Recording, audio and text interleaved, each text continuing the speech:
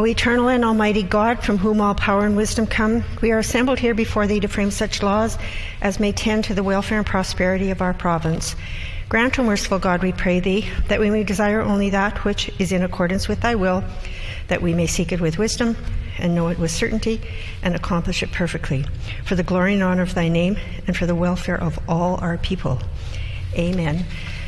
Please be seated.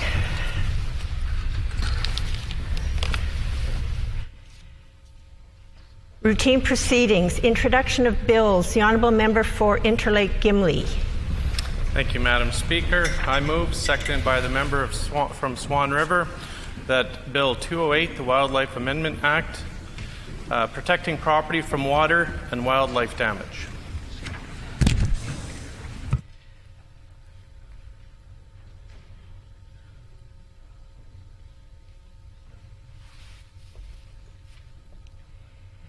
It has been moved by the Honourable Member for Interlake Gimli, seconded by the Honourable Member for Swan River, that Bill number 208, the Wildlife Amendment Act, protecting property from water and wildlife damage, be now read a first time.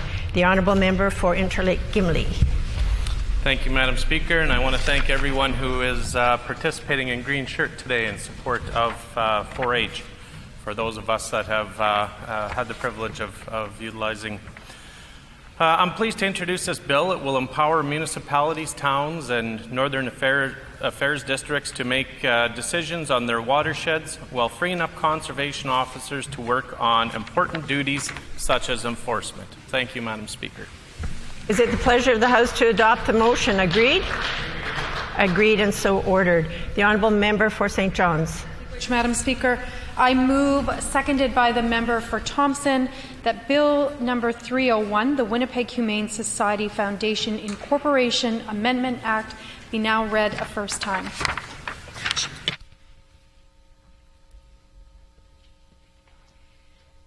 It has been moved by the Honourable Member for St. John's, seconded by the Honourable Member for Thompson, that Bill number 301, the Winnipeg Humane Society Foundation Incorporation Amendment Act, be now read a first time. The Honourable Member for St. John's. Thank you, Madam Speaker. As an animal welfare advocate, I was happy to be approached to bring forward this public Bill 301, the Winnipeg Humane Society Foundation Incorporation Amendment Act, which will change the composition of the Foundation's board and facilitate the appointment of members, Madam Speaker. This bill will also ensure the long-term success of the Foundation's assets, which will make sure that all animals can find the care that they deserve well into the future. I look forward to the House passing this bill. Miigwech.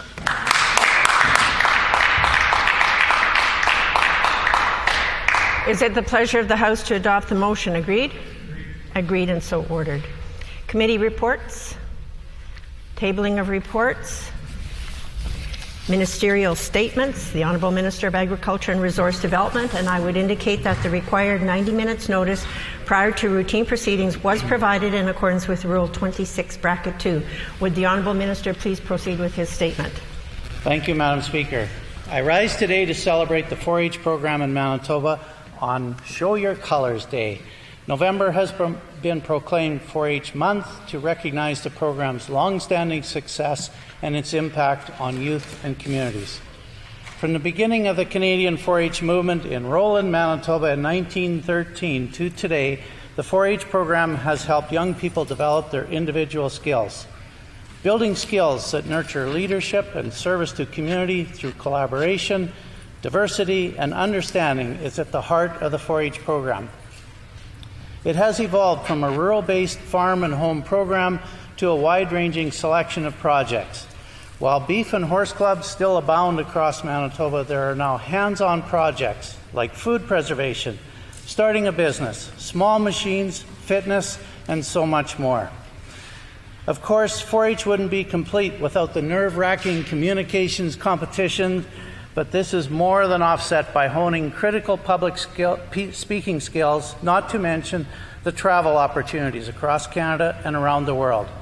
This is just another example of the leadership qualities young people learn in the 4-H program. Our government is investing $1 million to establish a new 4-H Manitoba Trust Scholarship Program that will provide post-secondary scholarships to current and former 4-H members beginning in 2021. On a personal note, my wife Diane and I were both involved in 4-H clubs as youth and then spent more than 10 years as leaders as our family was in a 4-H beef club. To watch young people grow and mature in the 4-H program is such a rewarding experience. Just as 4-H started out 107 years ago in rural Manitoba, the sky is the limit for 4-H to continue expanding into urban and northern communities. The program fosters responsible, caring, and contributing community leaders, and we need to keep encouraging that right across our great province. Thank you to the 2,000-plus Manitoba 4-H members and the 600-plus volunteer leaders who pledge my head to clearer thinking, my heart to greater loyalty, my hands to larger service, my health to better living for my club, my community, my country, and my world. Thank you, Madam Speaker.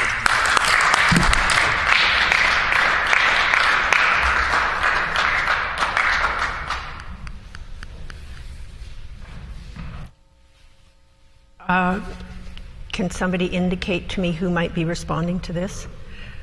The Honourable Member for Burrows? The Honourable Member for Burrows. Thank you, Madam Speaker. Today is 4-H Show Your Colors Day, and friends of 4-H across the province will show their support for this life-changing organization. In 1913, 4-H clubs have been a vibrant part of Manitoba's history. These groups provide young people with opportunities to learn and develop skills that are important to their professional and personal lives. They also encourage young people to explore the agricultural sector. 4-H starts as young as 6 years old and gives children, youth, and young adults a place to feel safe, welcomed, and included while learning new skills and having fun. There are opportunities for every member to explore their passions, whatever they may be. All members enroll in a 4-H project that suits their age and interests and can choose from over 80 different options. These projects help 4-H members learn new skills, practice setting goals, make decisions, develop responsibility, experience teamwork, and have fun. The 4-H motto is "Learn to do by doing," which is the foundation of any 4-H club. Every project and activity comes with hands-on activities to help members develop their skills. 4-H also teaches members about public speaking and helps them become more confident in their abilities. 4-H offers amazing scholarships, internships, and mentorship opportunities, helping all members become the best they can be. During the pandemic, 4-H has continued to find innovative ways to support its members and create community.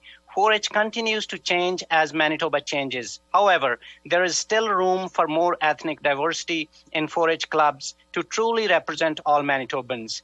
It would also be amazing to see more 4-H groups in cities in Manitoba expanding from their primarily rural base. I am proud to celebrate 4-H month here in Manitoba, and I hope to see 4-H club continue at least another 107 years into the future, promoting their valuable message of head, heart, hands, and health to all Manitobans. Thank you, Madam Speaker. Madam Speaker, I ask leave to speak to the The Honourable Member for River Heights. Madam Speaker, I ask leave to speak to the Minister's statement. Is there leave for the member to respond to the ministerial statement? Leave has been granted. The Honourable Member for River Heights.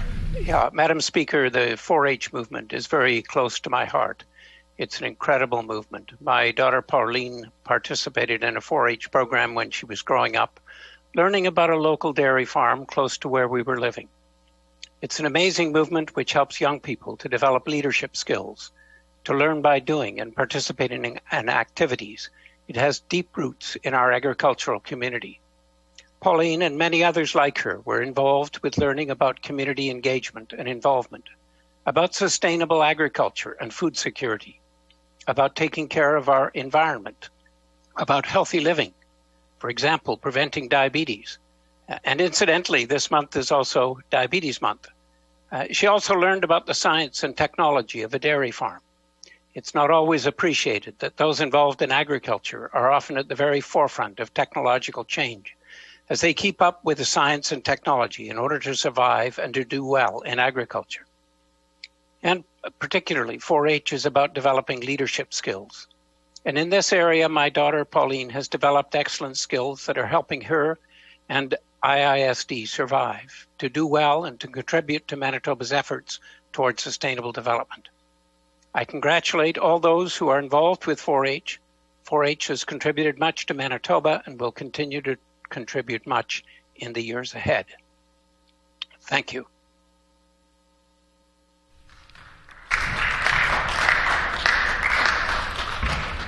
Member statements. The Honourable Member for Arthur Verdon. Sorry, Madam Speaker, it's Turtle Mountain. Can you? Madam Speaker, I come here today to congratulate a group of dedicated volunteers called Moving Nellie Home. This committee was made up of volunteers who are committed. Order, please. Can I just indicate so that the record shows completely, and we'll start again, the Honourable Member for Turtle Mountain. Thank you, Madam Speaker. I come to you today to congratulate a group of dedicated volunteers called Moving Nellie Home. This committee is made up of volunteers who are committed to safeguarding two of Nellie McClung's most important homes, offered in living classrooms to students as a fascinating tourist attraction for all. Nellie is best known for her two major achievements, being one of the leading women who helped get the vote for the most of Manitoban women in 1916, and as a member of the Famous Five. In 1970, two of Nellie's most important homes that originally stood near Manitou, Manitoba, were saved and relocated to Archibald Historical Museum 9 miles away. Sadly, the museum had closed. However, the Moving Nellie Home volunteers have turned Nellie's homes into tourist attractions within the community of Manitou. In 1890, Nellie Mooney began her career as a teacher at Hazel School just north of Manitou at age 16. She boarded next door with the Hazelfield family in what is described as a warm, welcoming home. Now called the Hazel Cottage, visiting at this home will take you back to Nellie's earliest days as a budding believer in equal rights. Nellie married Wes McClung, and they had 4 of their 5 children in Manitou and raised them in the McClung House, the first home they purchased in 1899. This is where she penned 2 of her 16 books, presentations for speaking tours, and speeches to promote the suffragettes movements and women's rights to vote. While touring these 2 homes, there is also a rustic log house from 1884, which offers a gift shop, a men's desk, and tourism center. This past year, the historical site received funding from the provincial government and from their personal donations to build a new public washrooms. Thanks to all the volunteers that made this site a fantastic tourist attraction in the constituency of Turtle Mountain, as well as for the province of Manitoba. Thank you, Madam Speaker.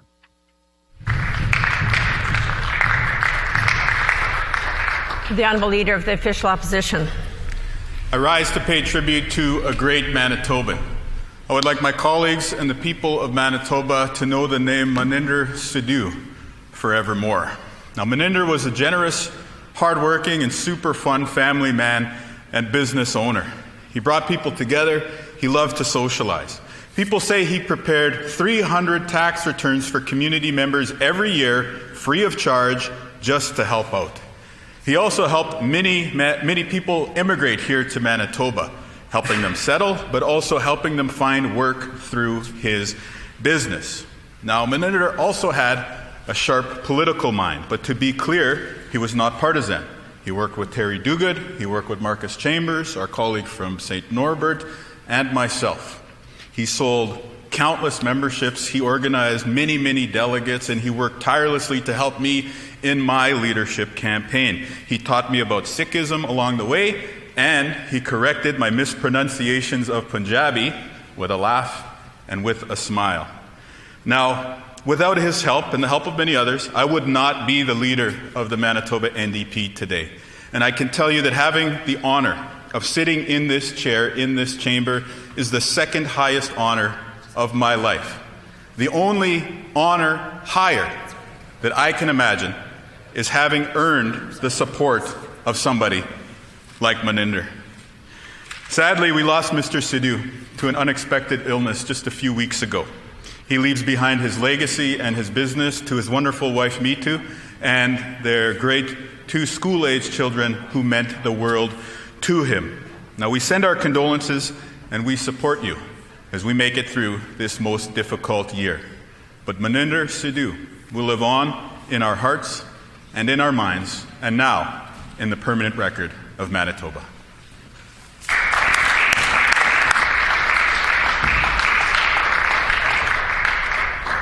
The Honourable Member for Brandon East. Thank you, Madam Speaker. The Brandon General Hospital Foundation was created in 1980 by a group of hospital board members who recognized the need to establish a nonprofit registered charity whose purpose was to augment funding for quality health care that would benefit all who are served by the community hospital. The current Brandon Regional Health Centre Foundation Board has a mission, and I quote, to raise funds to support healthcare needs in the regional community, end of quote. The foundation gives back to the health center in the form of equipment purchases, and just in the 2019-20 fiscal year, $1.2 million of equipment and services have been procured. In 1998, the foundation launched the Healthy Futures campaign to raise funds to make the BRHC a state-of-the-art healthcare facility. The $1.8 million goal was achieved, and it helped support the clinical services redevelopment of the BRHC campus. In the spring of 2004, a Bed for You, Bed for Me campaign was launched, and they raised $1.5 million to replace 242 hospital inpatient beds. 2008 saw the foundation embark on its most ambitious fundraising campaign, Westman Cares, for the Western Manitoba Cancer Care Program. Westman Cares evolved into the Sense of Home campaign, targeted at building a residence for cancer care programs. The $2.85 million goal was reached with the help of a leadership gift from the Murray Auto Group, and the residence has formally been named Murray House. In September 2014, the foundation launched the Room for Renewal campaign and raised $60,000 for the creation, renovation, and rejuvenation of the Brandon Regional Health Centre. Like everyone else, 2020 has been very difficult for the foundation due to COVID-19. Their 30th annual gala was cancelled, and unfortunately, the board has also made the decision to cancel their traditional festival kickoff to the Tree of Lights campaign. Madam Speaker, I ask my colleagues to join me in thanking Kim Wallace, her staff, the BRHE Foundation Board, and all the volunteers for the work that they are doing in our community. Thank you.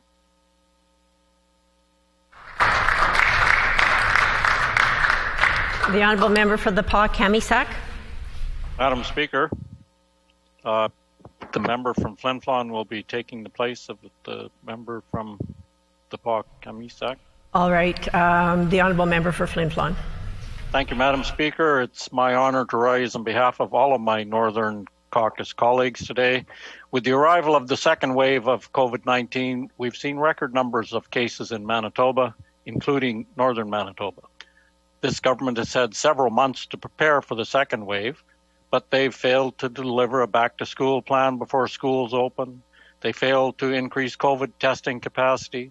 They failed to hire more contact tracers, and instead of investing in healthcare, they've continued their health care cuts, particularly in the north. That might explain why this government has also failed to protect Northern Manitobans from the second wave. There are no advertisements or signage on the highway leading into Northern Manitoba, nor is there anyone enforcing the Northern travel ban. This lack of awareness has meant that First Nations communities have had to organize their own checkpoints in order to protect their people, something this government has failed to do. Now more than ever, all Northern Manitobans need supports from this government. Remote First Nations are especially susceptible to COVID outbreaks due to inadequate housing, lack of space to self-isolate. Not to mention that they, along with us in the rest of the North, are forced to go to Winnipeg for medical attention, where there have been several outbreaks declared. There's been outbreaks declared in Cross Lake, DePaul, Thompson, and other places throughout the north, and now there's an alarming outbreak at Kiosk Dam, where 31 workers so far have tested positive. Many of the site's 760 workers live in surrounding First Nations communities, Madam Speaker, meaning that this outbreak could have significant reverberations. As of now, there has not been meaningful dialogue between the province, Hydro, and those First Nations communities who are calling on the government and Hydro to be a part of the conversation. I am calling on the government today to provide more supports for Manitoba's Northerners especially communities most susceptible to the COVID outbreaks. Thank you, Madam Speaker.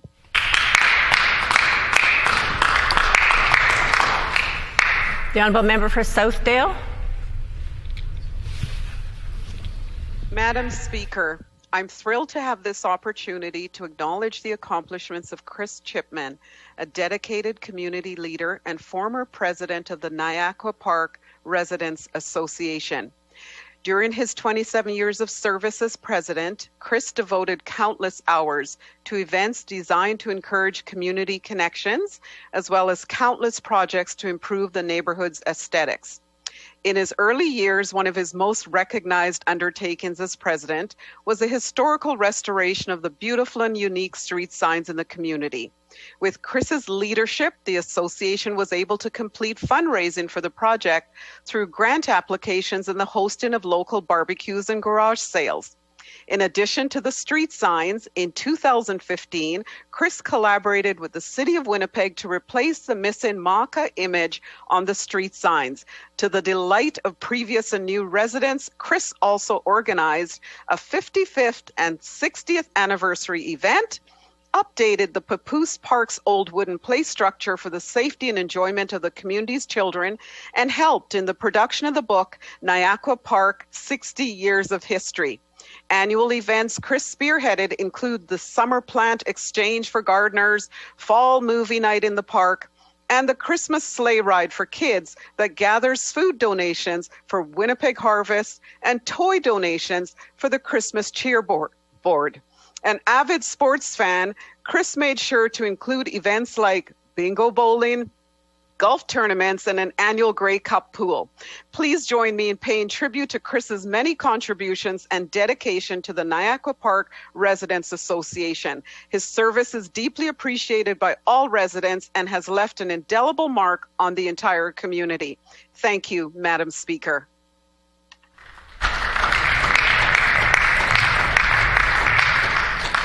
Oral questions.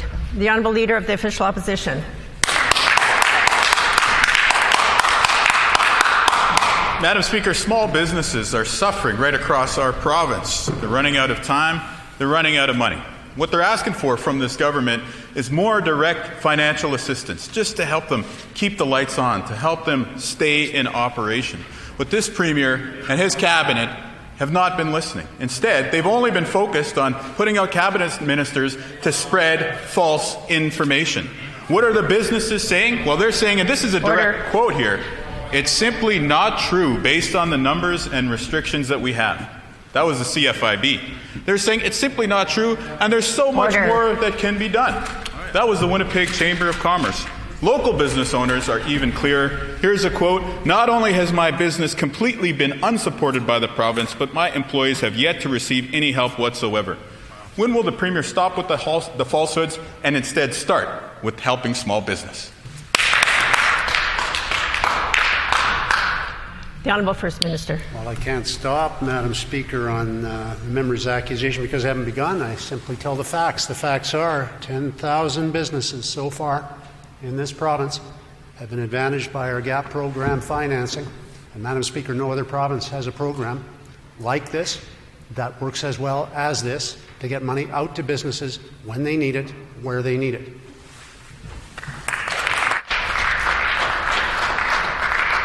The Honourable Leader of the Official Opposition on a supplementary question. Tepid applause from his colleagues because they know that that is not true. Madam Speaker, what the Premier is saying is, quote, simply not true, end quote. That's from the CFIB. That's from the Winnipeg Chamber of Commerce. That's what they're saying about this Premier's failure to help small business. Now, yesterday, we uncovered that they have only spent 30% of what has been allocated that was supposedly to go out the door to help small businesses. Well, back in my school days, Madam Speaker, 30%, that meant that you were failing. This government is failing to help small businesses. The time to act is now before any more businesses have to go under. Will the Premier please stand in the House today and announce new programs to help small business?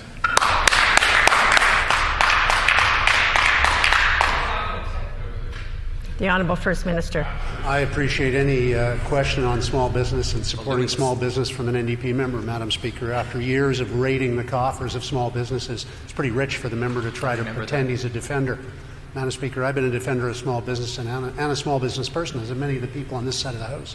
And I can tell the member that we are not just 30% out, we're 62% committed on our budgeted amount of $250 million already. And Madam Speaker, we've helped 22,000 people get back to work in partnership with small businesses with our wage support programs. $5,000 per person subsidy support to match their contribution, up to 20 employees. That's $100,000 per business, Madam Speaker, and thousands of Manitobans have jobs because of that program. Madam Speaker, what the member has proposed, frankly, is shutting down small businesses. Now he's trying to say he's a defender of them. He's got a little bit of a cross to bear to explain that.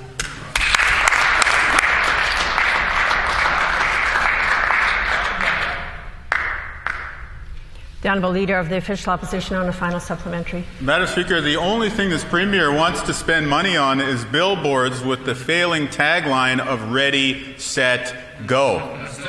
We know that there is an urgent need to help schools in Manitoba.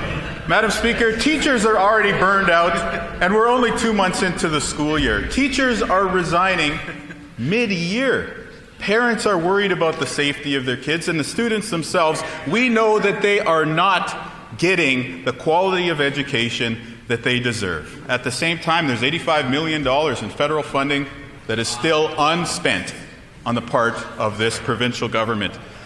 With that in mind, I would ask the Premier a few simple questions. What's wrong with hiring teachers? What's wrong with renting more classroom space? And what's wrong with spending a little money to keep kids in class safe in Manitoba?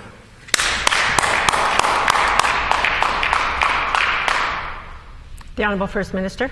On his few simple questions, Madam Speaker, the answer to all of them is the same. There's nothing wrong with it. That's why we're doing it. In respect of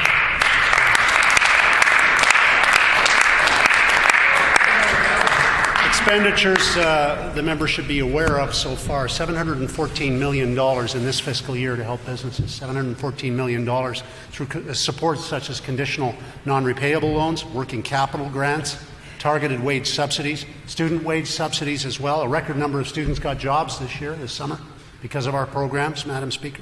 Deferred fees and interest, the MPI rebates, the MPI lowering of rates, the workers' comp lowering of rates, the workers' comp rebates, infrastructure spending. And Madam Speaker, $200 million of PPE came from Manitoba small business suppliers.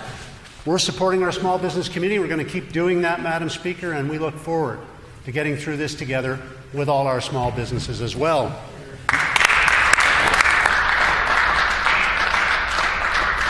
The Honourable Leader of the Official Opposition on a new question. Madam Speaker, unfortunately, we've learned not to trust the things that the Premier says here in question period. He says that there are masks here in Manitoba, and yet nurses working at the bedside are still begging for access to an N95. The Premier announces that he's hired millions of nurses. There's 2 nurses in Manitoba for every citizen, according to this leader of the PC party. In fact, Madam Speaker, according to the College of Nurses, there were 13,617 registered nurses at the end of last year. Today, there are 13,444. During the pandemic, there are 150 fewer nurses today in Manitoba. Will the Premier finally admit that his cuts are wrong and that it is high time for him to hire more nurses and healthcare aides to work at the bedside?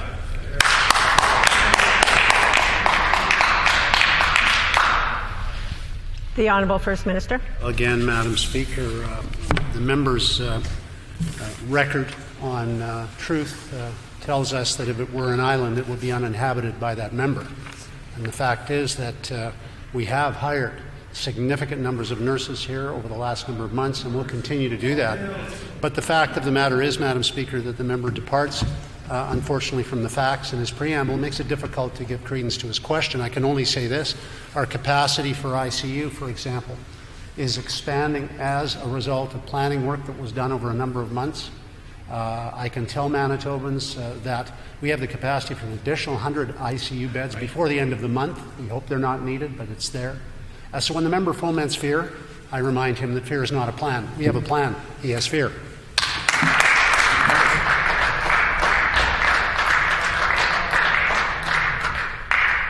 The Honourable Leader of the Official Opposition on a supplementary question. Madam Speaker, the question of how many nurses working at the bedside is a very important one. We may have the ability to scale up space for 100 additional ICU beds in Manitoba. However, the real bottleneck that our system confronts is the requirement to have the nurses to be able to staff those spaces. And currently we do not. And because of this government's cuts and underinvestment in healthcare, it has exacerbated the situation. And that's why we need answers today. Because we need to know if the government is going to continue with the same cut first and dodge questions later approach, or will they finally start to hire new nurses in Manitoba? It's a simple question. As we get deeper into the second wave, when will this government start to hire nurses, healthcare aides, and people to work at the bedside of our beloved seniors and vulnerable Manitobans?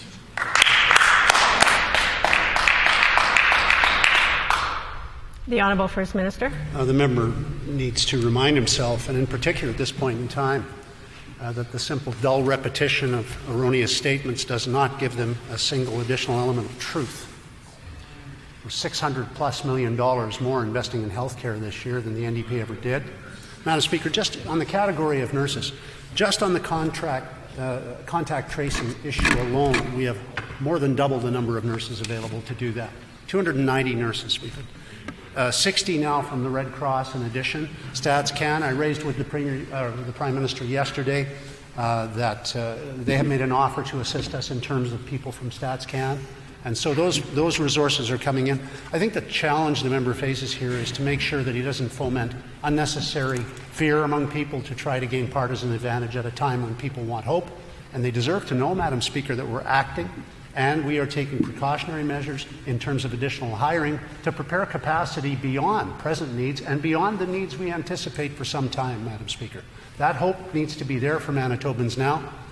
Fear is not a plan. Panic is not a plan. We have a plan.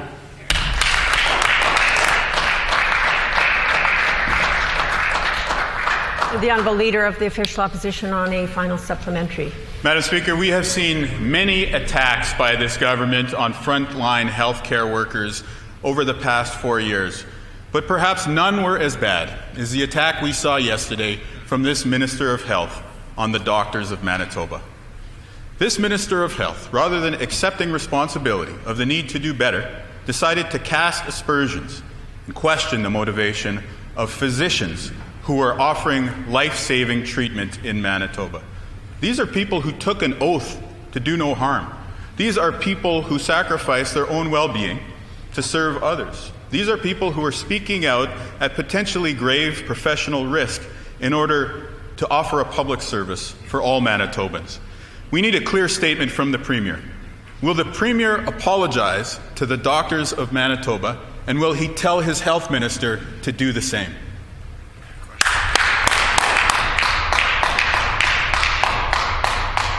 The Honourable First Minister.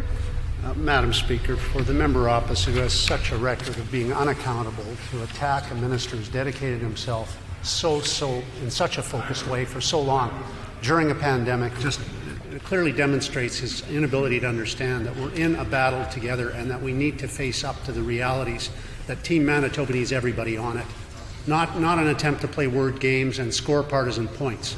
The fact of the matter is, we're increasing testing capacity. We've quadrupled it over the last number of weeks. We've shortened wait times. We're building peace of mind for people by focusing on deterrent behaviors, reducing contact numbers. We're focusing on COVID, Madam Speaker. Let's focus on COVID. There's room for fear. We accept that. We understand that. This is a stressful time for everyone. We're addressing every one of the issues that the doctors raised. This minister's leading the way in doing that. Madam Speaker, this isn't the time for partisan games. This is the time to focus on fighting COVID together.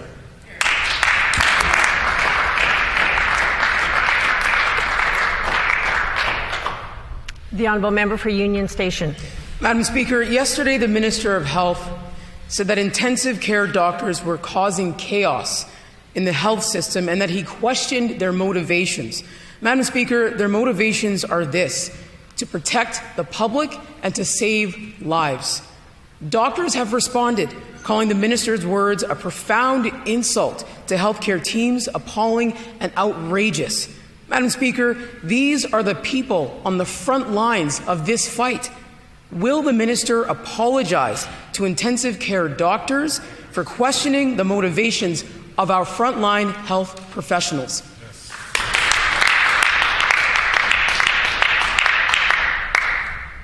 The Honourable Minister of Health, Seniors and Active Living. Madam Speaker, the message of this government, the message of this minister to doctors is unchanged. Thank you every day for continuing to show up, to be brave and enter the workplace, to serve your patients with courage, to put that care first. It's our message that is unchanged. We need our frontline workers right now more than ever. And Madam Speaker, I think what I reflect on in that letter is that some doctors are really acknowledging that they are scared. And there are many Manitobans that are scared, and that is why, as a government, it's our responsibility to take action to create that safety and communicate to people that we're working hard to keep them safe.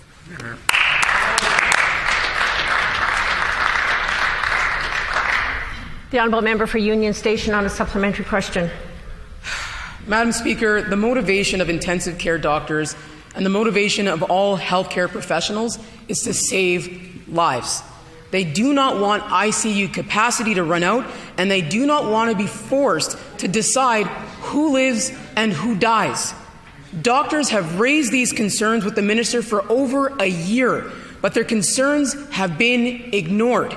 Now, in this crisis, the minister is questioning the motives of those doctors who are struggling to save lives. Madam Speaker, this minister is failing. He's failing Manitobans. He's failing our medical professionals who need his support. Why won't the minister apologize for the harm he has caused our healthcare professionals?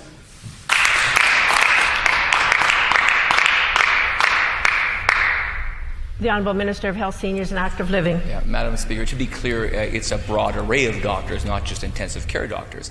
In this letter, they do express concern about system capacity. We take that to heart. We have been working hard. We have confidence in our leadership, those senior leaders in our system whose responsibility it is to build and reconfigure our healthcare system even as COVID numbers begin to climb. We have confidence in these people. If these doctors are expressing they aren't having confidence, we need to change that. And that is why I committed... Order.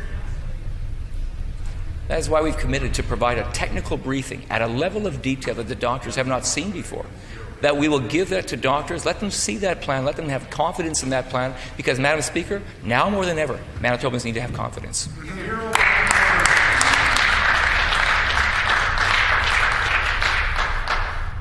The Honourable Member for Union Station on a final supplementary. Madam Speaker, this government says Manitobans need to get on board with Team Manitoba. That's what we hear in this House every day. But who are they pushing overboard? Businesses that are going under, nurses and aides that don't have access to proper PPE, and intensive care doctors who are begging this government to do what must be done to ensure ICU beds aren't overwhelmed. Instead, the minister questions their motivations and says they're causing chaos. No, Madam Speaker, no. This minister is failing, and he is failing badly. Instead of gaslighting our doctors, will he apologize to all of our healthcare professionals that he is letting down?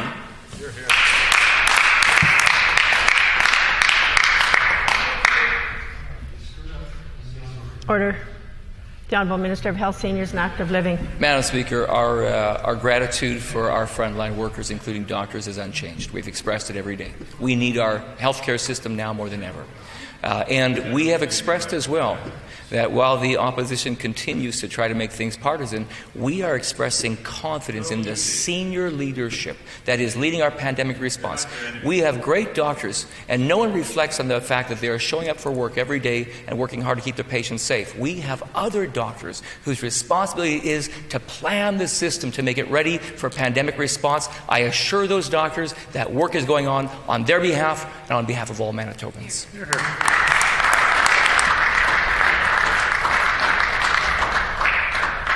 The Honourable Member for Notre Dame. Madam Speaker, quality masks will be critical for Manitobans as we head into winter months. That's the message from Canada's Chief Public Health Officer, Dr. Theresa Tam. Yet, the Department of Families won't provide medical-grade masks for home care, for home daycare, And worse still, the masks that they are sending to center-based childcare aren't medical grade, despite the government's commitment to do so. Childcare centers have told us that the masks that they are receiving aren't medical grade. Why is the minister failing to protect our children?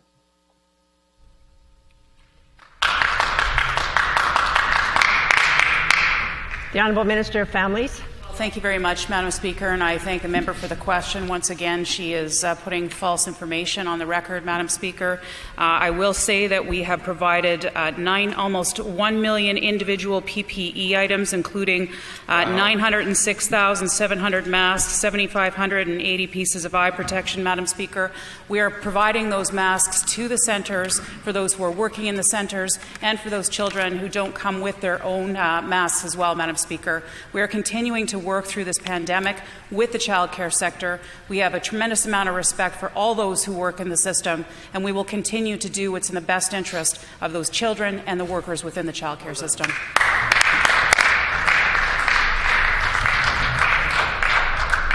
The Honourable Member for Notre Dame on a supplementary question.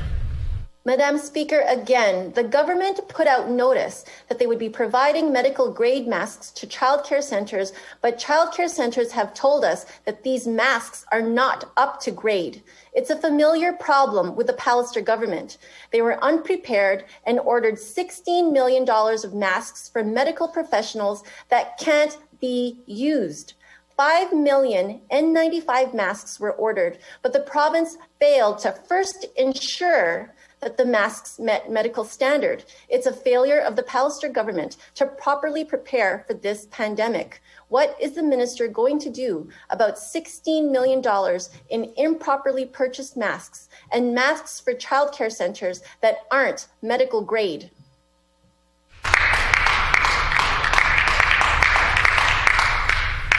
The Honourable Minister of Families. Well, Madam Speaker, we take our advice in healthcare from the Chief Provincial Public Health Officer, and we are providing those masks and those PPEs to the childcare centres based on his advice, Madam Speaker. So I'm not sure what the member opposite is talking about. She's putting false information on the record once again. What I will say, Madam Speaker, is that the important thing through all of this is that we are able to provide childcare for those families who are working in our health system, Madam Speaker, those who are helping to work in the pandemic, Madam Speaker. We're helping to match those families with the child care that they need when they need it, Madam Speaker.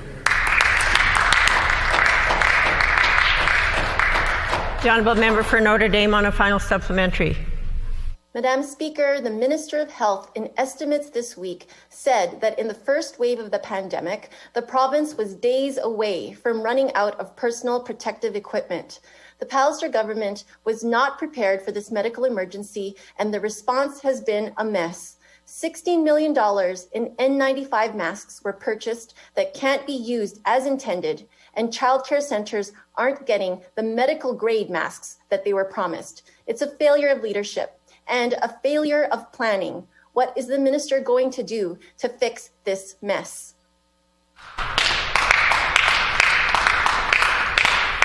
The Honourable First Minister. The world was caught unawares by the pandemic, Madam Speaker, but the efforts were made and they were critically important to secure PPE for all our frontline workers. Those efforts were made, and if the member's position is they shouldn't have been made, then that's the position of the opposition. We believe those efforts should have been made, and they were. And Madam Speaker, I guarantee you that if we hadn't ordered that PPE, it wouldn't have been here, and neither would a lot of other PPE.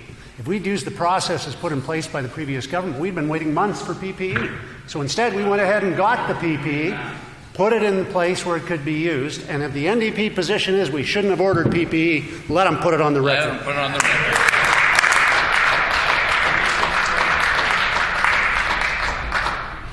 The Honourable Member for St. John's. Which, Madam Speaker, as the minister continues to delay action on rising cases and outbreaks across the province, the situation in our correctional facilities, Madam Speaker, continues to be exacerbated.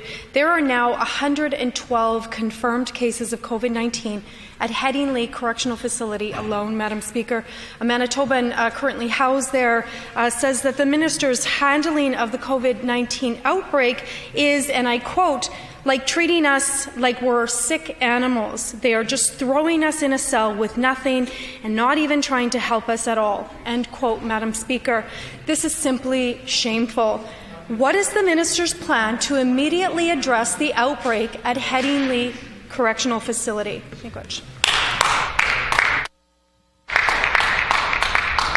The Honourable Minister of Justice. Thank you, Madam Speaker. And I thank the member for the question. That gives me an opportunity to reiterate all the work that we've done over the past several months with our public health officials. Even starting back as early as April the 8th, our corrections senior management team have been sending pandemic operational guidelines to staff on a weekly basis to ensure all involved understand the measures being taken to protect their safety and the inmates' safety. These guidelines have been continually assessed and readjusted in consultation with public health and other health experts. Safety of inmates and staff is paramount and will continue to be paramount.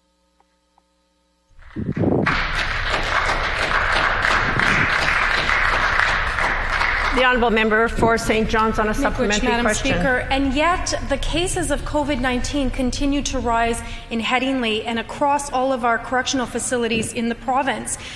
Each and every person in facilities should have access to the appropriate medical masks to prevent further spread. Many folks are explaining situations of reusing cloth masks for days in these facilities where physically distancing is not an option, Madam Speaker, and also because of delays in testing and inaction on testing all people within the facilities. Entire cell blocks of people are getting infected with COVID-19. Will the minister begin testing each and every single person in our correctional facilities, and will he provide appropriate PPE to everyone in correctional facilities?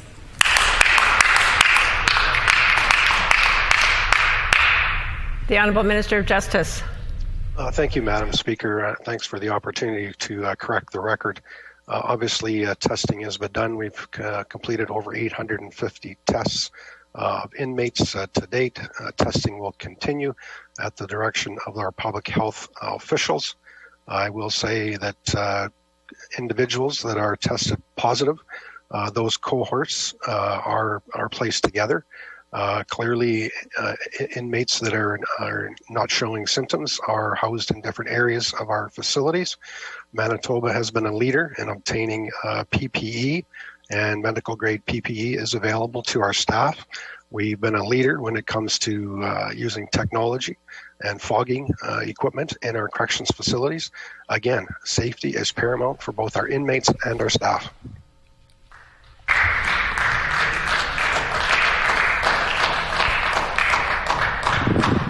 The Honourable Member for St. John's on the final supplementary. The falsities that the minister puts on the record day in and day out are so ridiculous for folks that are currently incarcerated, that are at risk. Madam Speaker, there's nowhere for folks to go to escape COVID, and the minister is literally doing nothing to prevent the spread. Every day, Madam Speaker, we're hearing more and more about loved ones being increasingly more concerned about the mental health and physical well-being of their loved ones who are currently incarcerated. They have no information about how their loved ones are doing, and they are being left in the dark on how dire the situation actually is, Madam Speaker. What is the minister doing to communicate the realities that's going on in correctional facilities across Manitoba to the families of individuals that are currently housed in correctional facilities?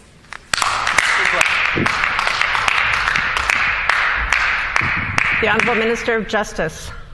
Well, Madam Speaker, the accusations the member are making are completely false. We have trained individuals, including public health officials and nurses in each of our facilities that are dealing with these cases on an individual basis. We're working very closely with our staff in there to make sure that both the staff and inmates are protected. Inmates have the ability to call and talk to their friends and relatives. And certainly everything we are doing is in terms of providing the best possible health for our inmates and our staff. We are not playing politics of fear like the opposition. We are determined to make sure the inmates stay safe and our staff stay safe.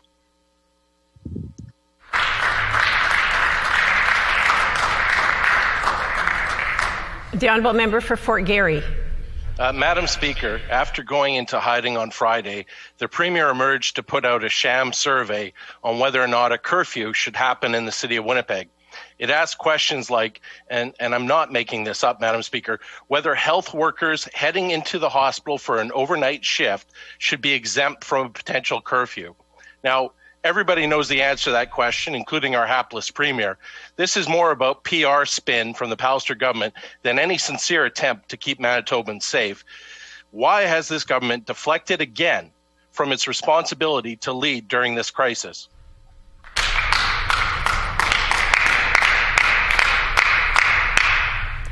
The Honourable First Minister. Just yesterday, the NDP took the position that volunteers were cheap and decided that they would oppose any request or ask for Manitobans to come forward and assist during this time of incredible need. This is incredible, but not without precedent. The member who just posed the question said in the summer that charities are well-meaning, but oftentimes just trying to plug the holes, he said. Yeah, well, Madam Speaker, Manitobans have some values. And one of those is they step up when they're asked to help. And we've led the staff for years, Madam Speaker, since it was compiled for the first time, apparently, in leading the country in volunteerism.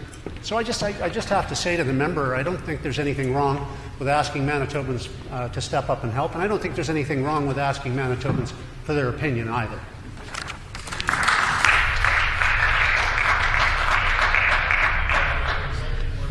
Order, please. And I would ask members that when somebody is speaking remotely, in order to be able to hear it properly for all members, I would ask for everybody's cooperation not to heckle. The honourable member for Fort Garry on a supplementary question. Manitobans' response to this crisis should be guided by public health, not cynical PR surveys that ask whether healthcare workers should be allowed to go to work at their own hospitals. You know, in normal times, this could be dismissed as cynical politics. Obviously, these aren't normal times, and the province is wasting precious time and even more precious resources while Manitobans continue to get ill and succumb to the virus. I ask this Premier when he will start putting the health and safety of Manitobans over crass political interests of his government. Manitobans need action, not PR spin.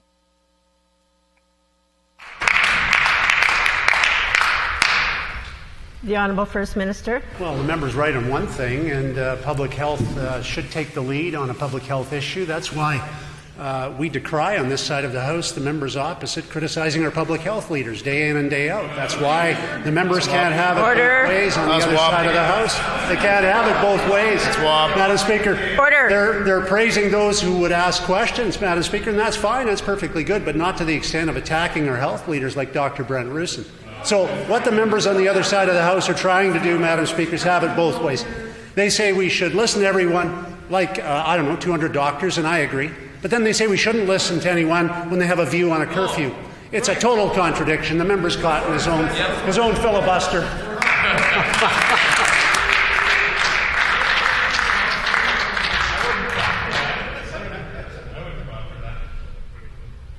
The honourable member for Fort Garry on a final supplementary. Madam Speaker, the pandemic has certainly brought out the true colors of the PC caucus members. For example, we have the member for Radisson who firmly opposes any curfew and is encouraging people online to take his position. He's online right now, liking and promoting the positions of those who say that they will not obey public health rules. And to quote just one of them, "I'll take the risk and fight the fine in court." Now, the member for Radisson indicated on social media that he likes that position. Will the Premier stand up today and absolutely confirm to this House that he will educate his caucus of anti-maskers and anti-vaxxers and ensure that they will start to listen and promote public health advice?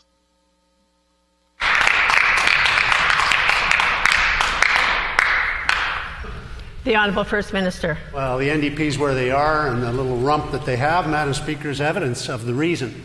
And the reason is they stopped listening to Manitobans. They even stopped asking Manitobans for views. Since we came in as a government, we've had over 100,000 different instances of input by the citizens of Manitoba on very, very important public issues, Madam Speaker. And we will continue to consult with Manitobans, and we will continue to respect their voice. The members opposite even went so far, Madam Speaker, as to promise they wouldn't raise a PST and then to eliminate a referendum rule, which would have required them to listen to Manitobans, and then they went further and stopped listening to each other and staged a rebellion, Madam Speaker. So I don't need any lecture from the NDP, and the people of Manitoba know they don't need one either about listening to anybody. They don't even listen to each other over there.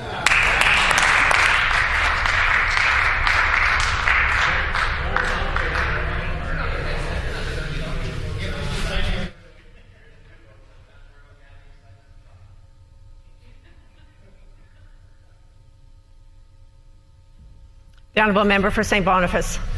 Thank you, Madam Speaker. On October 22nd, Manitoba Liberals called for the Health Minister to be replaced for a second wave pandemic response that has been nothing less than a fiasco.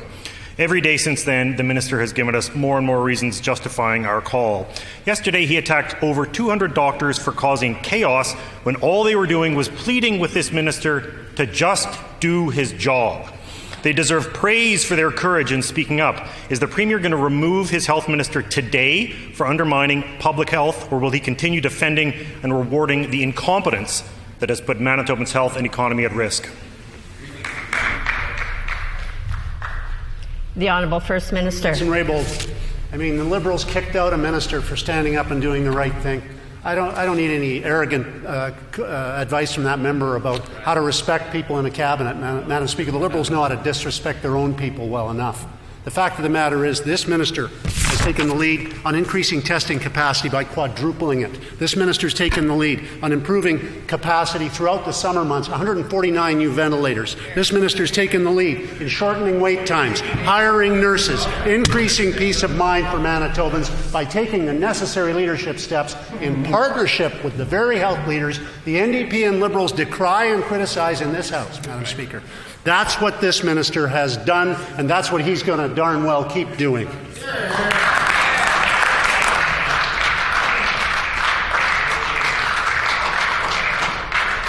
The Honourable Member for St. Boniface on a supplementary question. Thank you, Madam Speaker. I table an article from the Free Press in which the Winnipeg and Manitoba Chambers of Commerce. Order.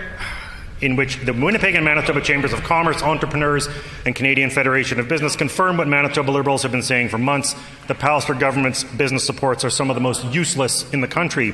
I've talked to small businesses who aren't eligible for a dime of provincial support and who are facing immediate insolvency because this government refused to act.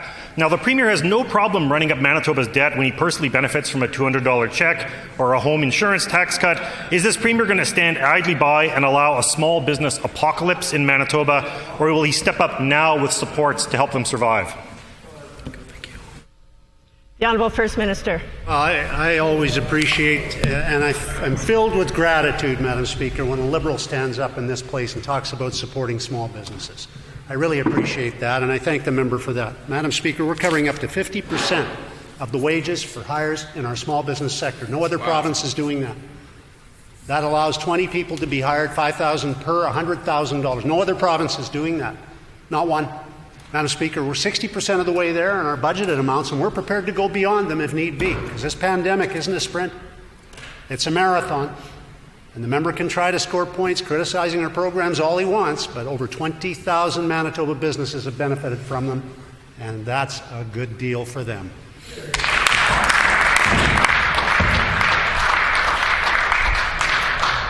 The Honourable Member for Tyndall Park. Thank you, Madam Speaker. When it comes to keeping Manitobans safe during the pandemic, this government has been far from helpful. Back in August, this government spent $1.2 million on hand sanitizer made from fuel-grade ethanol that did not meet safety regulations. Today, we found out that the government spent $13 million on N95 masks that didn't meet regulations either. What is the government going to do to ensure they're actually doing their homework on regulated health items? And when is this government going to start investing in what Manitobans are calling for, like supports for our care homes and schools? Honourable First Minister. Thanks very much, Madam Speaker. And we are continuing to invest, and we will continue to invest in purchasing PPE and other items that we need, including ventilators and the like, Madam Speaker. But I would say, in terms of things like rapid testing and vaccines, we would like to be able to go over and above the federal government's order and secure additional supplies, but the federal government has blocked our ability to do this by placing a non-national government requirement on our suppliers. So, Madam Speaker, this is something the member might like to encourage her leader to take up with their friends in Ottawa. We'd appreciate that. We do appreciate the support we've gotten from Ottawa in terms of additional supplies. We'd like to be able to order even more, Madam Speaker. Do some good.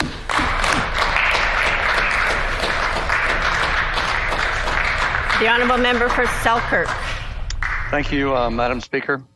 Madam Speaker, our government is committed to protecting vulnerable Manitobans during this unprecedented public health emergency. Can the Minister of Families update the House on how our government is helping homeless Manitobans during this difficult time? The Honourable Minister of Families. Thank you very much, Madam Speaker, and I want to thank a member for that question. Our government believes that all Manitobans should have access to shelter and affordable housing. And Madam Speaker, since the beginning of the COVID-19 pandemic, we have invested more than $3.5 million more to support shelter operations in our province, Madam Speaker.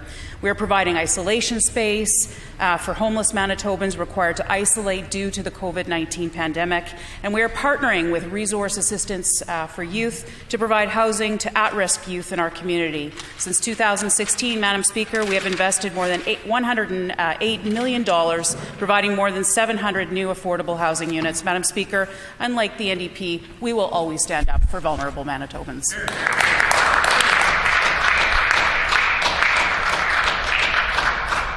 The Honourable Member for Thompson. Thank you, Madam Speaker. What we've continued to see from this government's response to kiosks outbreak is continued lack of communication and transparency to neighbouring communities on the extent of the situation. Just yesterday, the minister inappropriately communicated through QP instead of a daily release that he finally decided to move it to code red. At the same time, public health officials aren't telling Northern chiefs if the virus has spread into their communities. The minister's handling of this situation is only causing panic in the north. Will the minister provide clear information to communities immediately?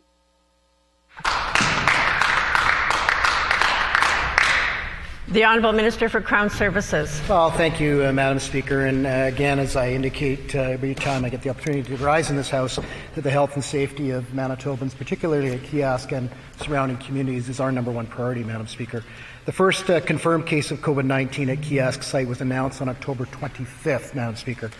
It has been reported now, Madam Speaker, for update members in this House, that all 724 workers at the site have been tested for COVID-19 using a lab, of course, Manitoba Hydro, to provide the initial screening. Any screening test indicating a not clear will result in a second test, Madam Speaker.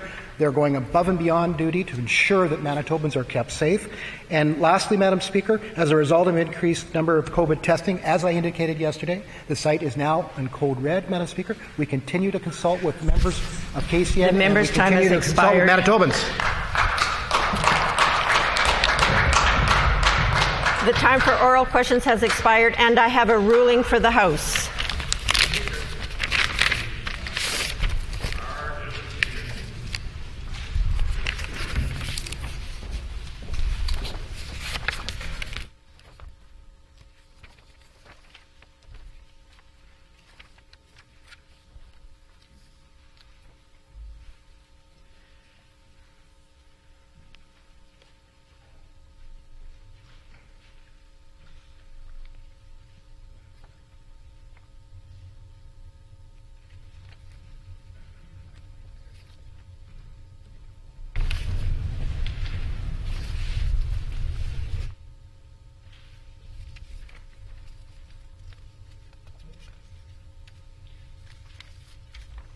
On March 12, 2020, the Honourable Member for St. James raised a matter of privilege alleging that the government has been infringing upon the privileges of opposition members because they had not called a meeting of the Standing Committee on Crown Corporations to consider annual reports from Manitoba Hydro since June of 2018.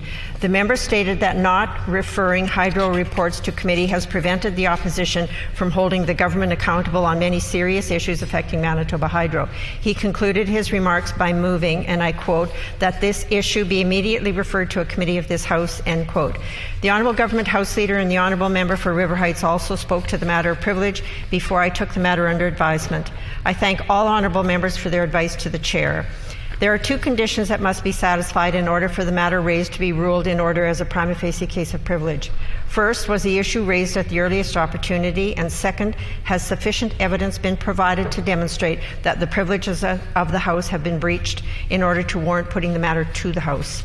On the issues of timeliness, the Honourable Member stated that he believed the phrase, and I quote, earliest opportunity should be understood in a reasonable sense, and that we cannot simply take earliest opportunity to mean that next moment in time in which a member has the ability to speak, end quote.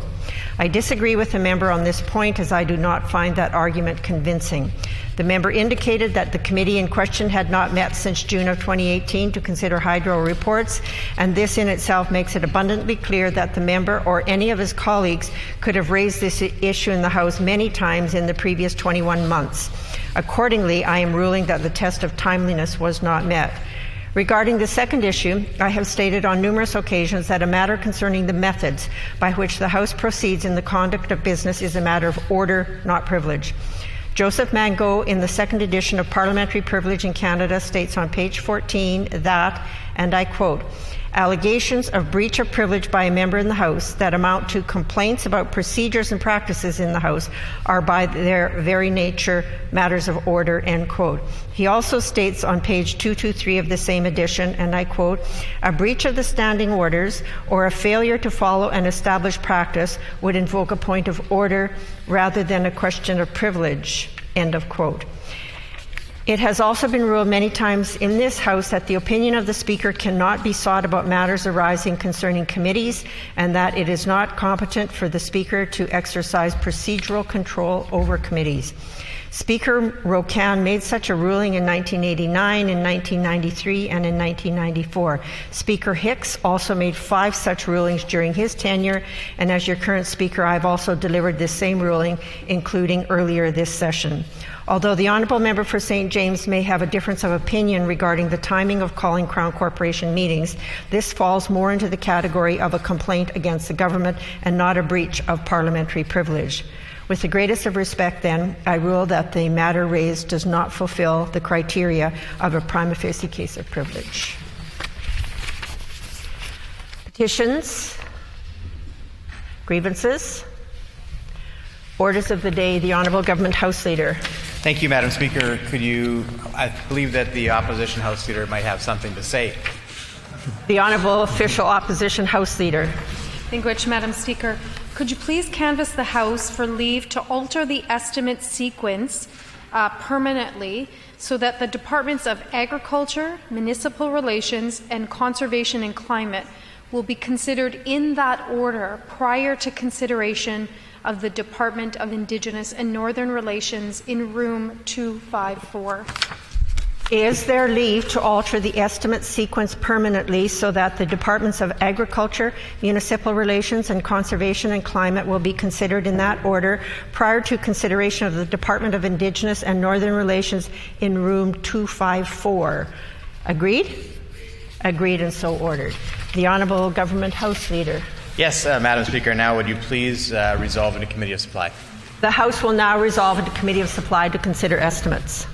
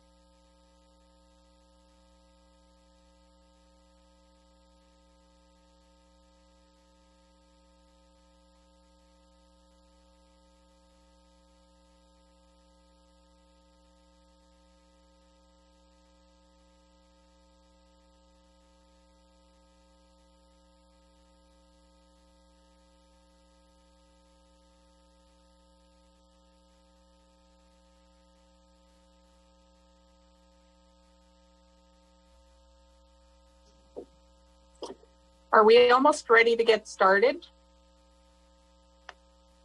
I'd like to continue my line of questioning from yesterday.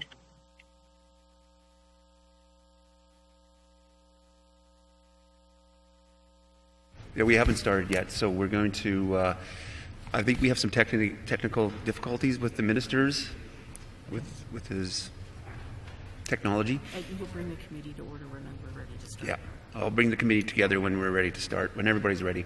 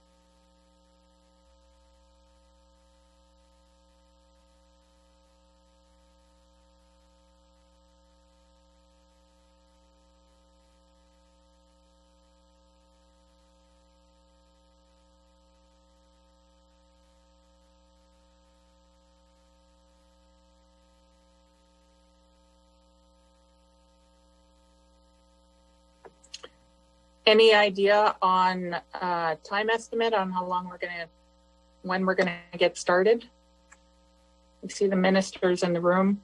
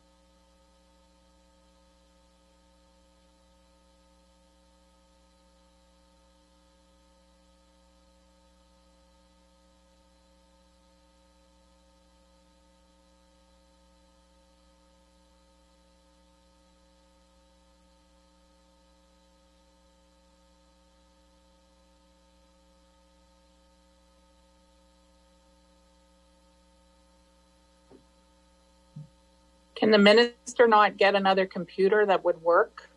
I've just switched from my iPad Yeah, to sorry, my phone. I just wanted to It's communicate taken a lot here of time that away from our time. order. She shouldn't be speaking on the record. We're not Order. started yet. We're not starting because we have some technical difficulties, and we'll let everyone know once we start, we have resumed the technology issue. Members shouldn't be speaking on the record right now until Yeah. we're started. Yeah, and I just want to remind you that members should not be speaking on the record until we actually get officially started. When I bang the When you call the committee to order. when I call the committee to order.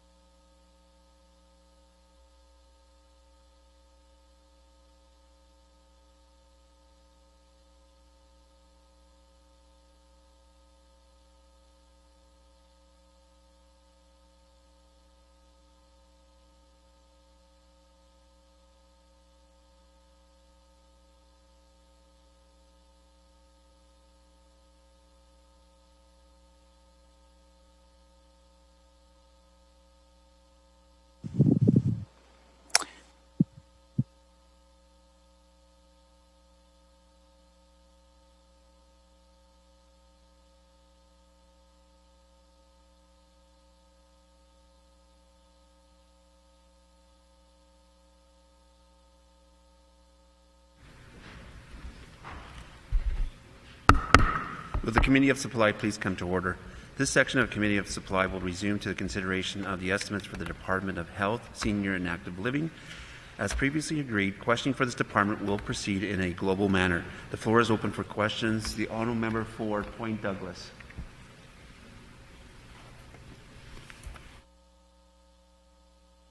Could the member from Point Douglas unmute her mic? Sorry about that. Thank you, Mr. Speaker. First of all, I just want to say thank you to all the doctors out there who penned the letter of concern to the Minister of Health and Premier with concerns related to COVID. We stand with you and share those very concerns, and will continue to press this Pallister government to do more to keep Manitobans safe, healthy, and alive.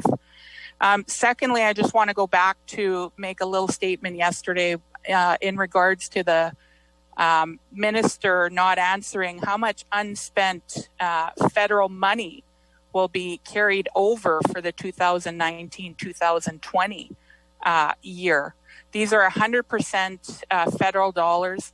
A report went in October 1st. This government knows how much money is on the table and how much is not being spent this year.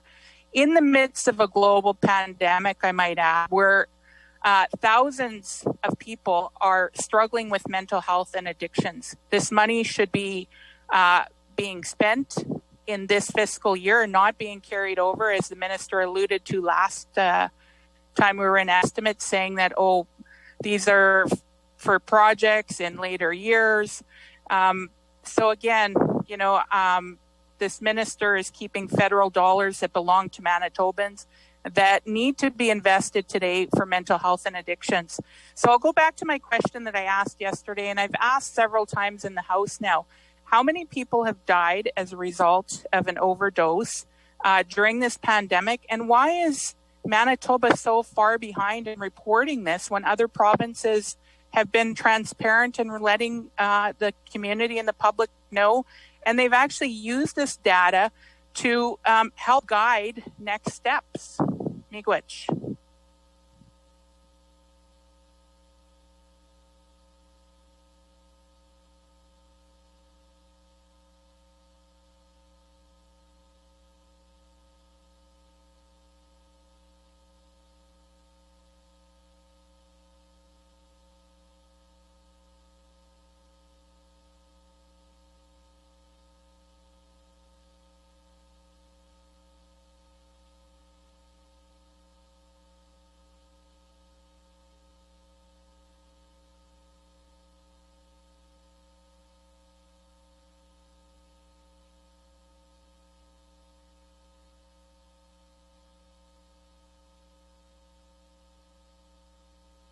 The Honourable Minister.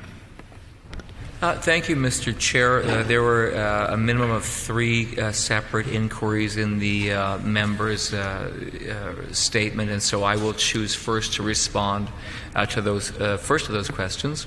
I welcome an opportunity to speak further about the letter that the doctors wrote. I presume today that we would know that we have media following along as well today in these proceedings. That's a good clarification to make. Yesterday, I was somewhat surprised to find out that we have the audio feed and the video feed of the Legislature in these virtual proceedings that is also fully available to media. That's good. These are proceedings that should be available to Manitobans.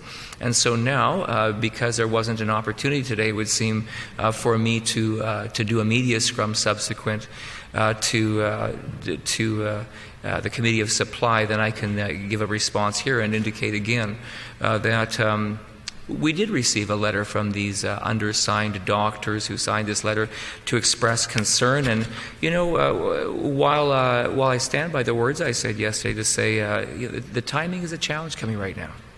Because right now we really believe that Manitobans need reassurances. They really do. The numbers on COVID-19 are continuing to travel upward. That makes a lot of Manitobans very nervous.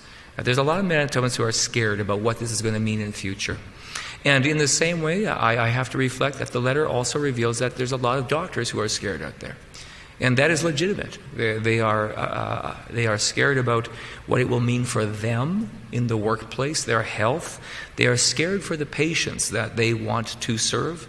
They are scared for the conditions in which they are being asked, may be asked to work in future.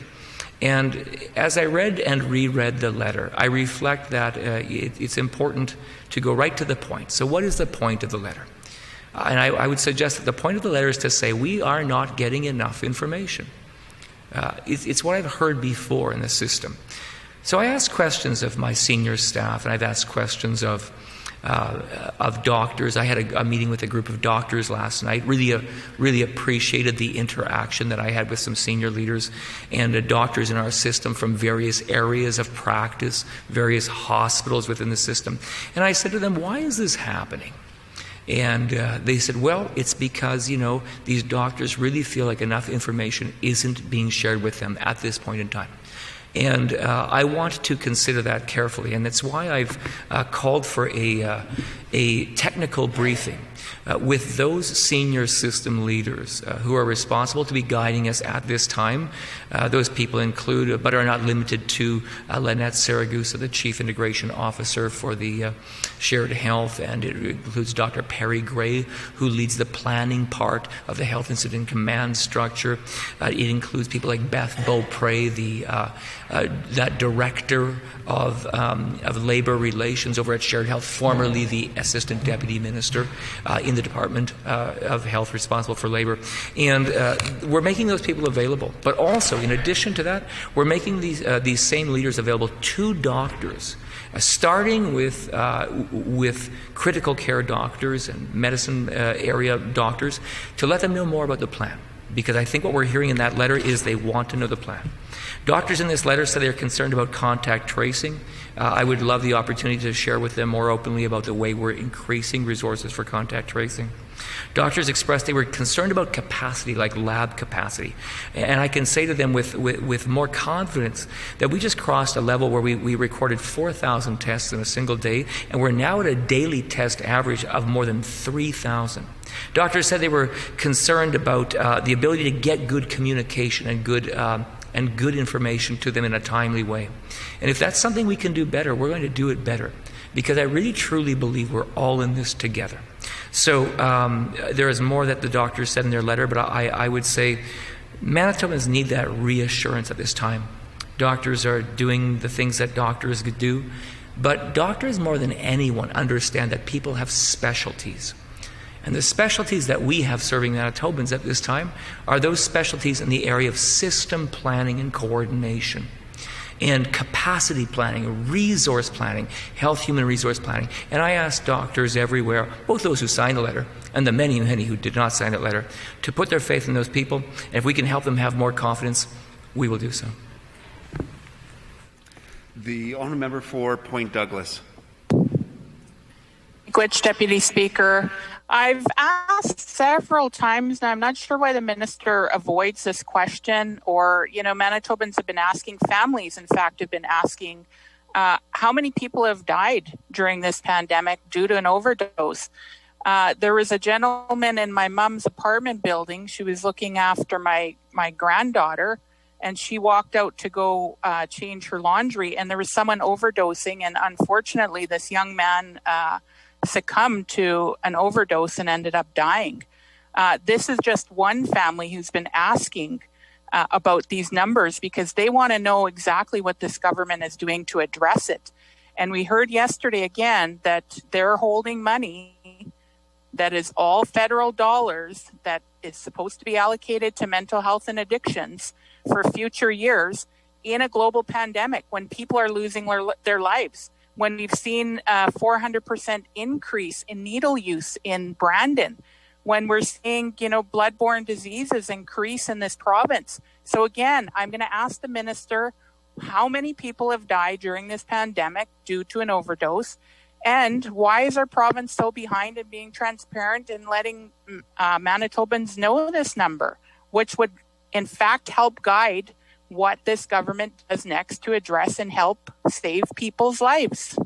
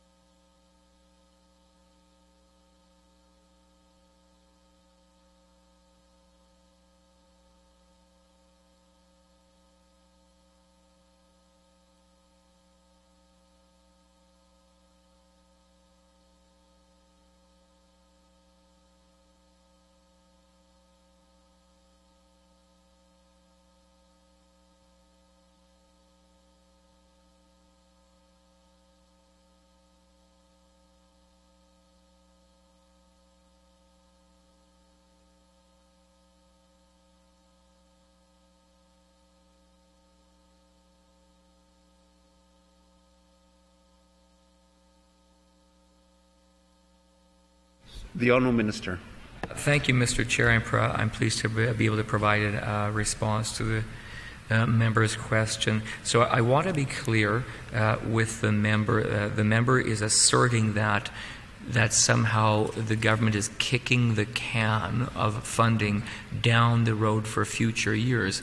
And while I assure the member that all of these bilateral agreements are written in order to accommodate the ability to not lapse monies by being able to plan investments and spend in future years, that does not mean that we have not significantly made the mental health addictions now that are helping people now in communities, now in this province. So I would want to state that there is no accuracy to trying to say that these investments are not being made now or at this time or in a timely way. I will answer a few questions, but I did want to indicate first, I'm just waiting for the computer to catch up. Yes. So the numbers that the member is asking for are actually numbers that are still with the Chief Medical Examiner. These are not numbers that are released by the Minister. They're released by the Chief Medical Examiner. The Chief Medical Examiner is not in the Department of Health. The numbers that the member is requesting have not been provided to the Minister yet. I believe that the Minister in question who receives this information is the Minister of Justice, but nevertheless we are taking action on these issues because they are serious issues and the member is right to raise them. I want to indicate to the member how some of this funding flows. So we can start a project, we can bring an investment, and then what we can do is we can expend amounts on consecutive years through the 5-year framework of the bilateral agreement. And so when you see some of the information, you actually see the investment written out in the various annual years. You might see 2019, 2020, and then 2020, 2021, and then 21, 22, and then you might even see differences in the expenditure level. For instance, if a program has commenced in year, you may see a lower amount, and then you might see the greater amount for when it's a fully operational year. So it could be a prorated investment for 6 months, then it could be a full investment on all 12 months. Let me speak to some of the investments that we've made that help us to make the point that these are not investments that have been pushed down the road. For instance, the member will remember the Integrated Youth Services Norwest expansion. I was joined by the Minister of Justice and Minister of Families at that announcement. That is, in 3 years, it will approach to $750,000. Member will remember that starting in 2019-2020, we had that enhanced access to mental health emergency assessment and treatment services at the Health Sciences Center. Now, this is a good example because it shows how we started the project in the fiscal year 2019-2020, but then the funding for that project goes up by 10 times in the next year to show a full expenditure. And actually not even a full expenditure, because then the investment continues to rise in respect of the year 2021, 2022, to the amount of over $2 million alone for that one investment. Some other ones that I would want to highlight in my time remaining. The RAM, I spoke about the RAM investments, and these are making such a difference in the lives of the individuals that the member is referring to. We are hearing anecdote after anecdote of people who have said, the time it took for me to get treatment has gotten better. What did you guys do? It's getting better. My time it took to get in front of a counselor, in front of a psychiatrist, to get to the pharmacy that I needed, pharmaceuticals that I needed. And so the RAM access doesn't just include those hubs, it also includes the it doesn't just include the clinics, but the hub we brought, which is another $1 million investment on 3 years. And I'd be pleased to continue to read into the record how we are bringing other investments like the mobile withdrawal management services expressly for methamphetamine addictions, and that ability to deliver that program in both Brandon and in Winnipeg has been meeting the needs of so many Manitobans who otherwise would have not had access to a program that was so designed to meet them where they are. There again, almost $1 million investment in just the space of 3 years. The honourable member for Point Douglas. Miigwech, can the minister provide us with an update on rates of blood-borne illnesses? How much acute hepatitis B and how many syphilis cases?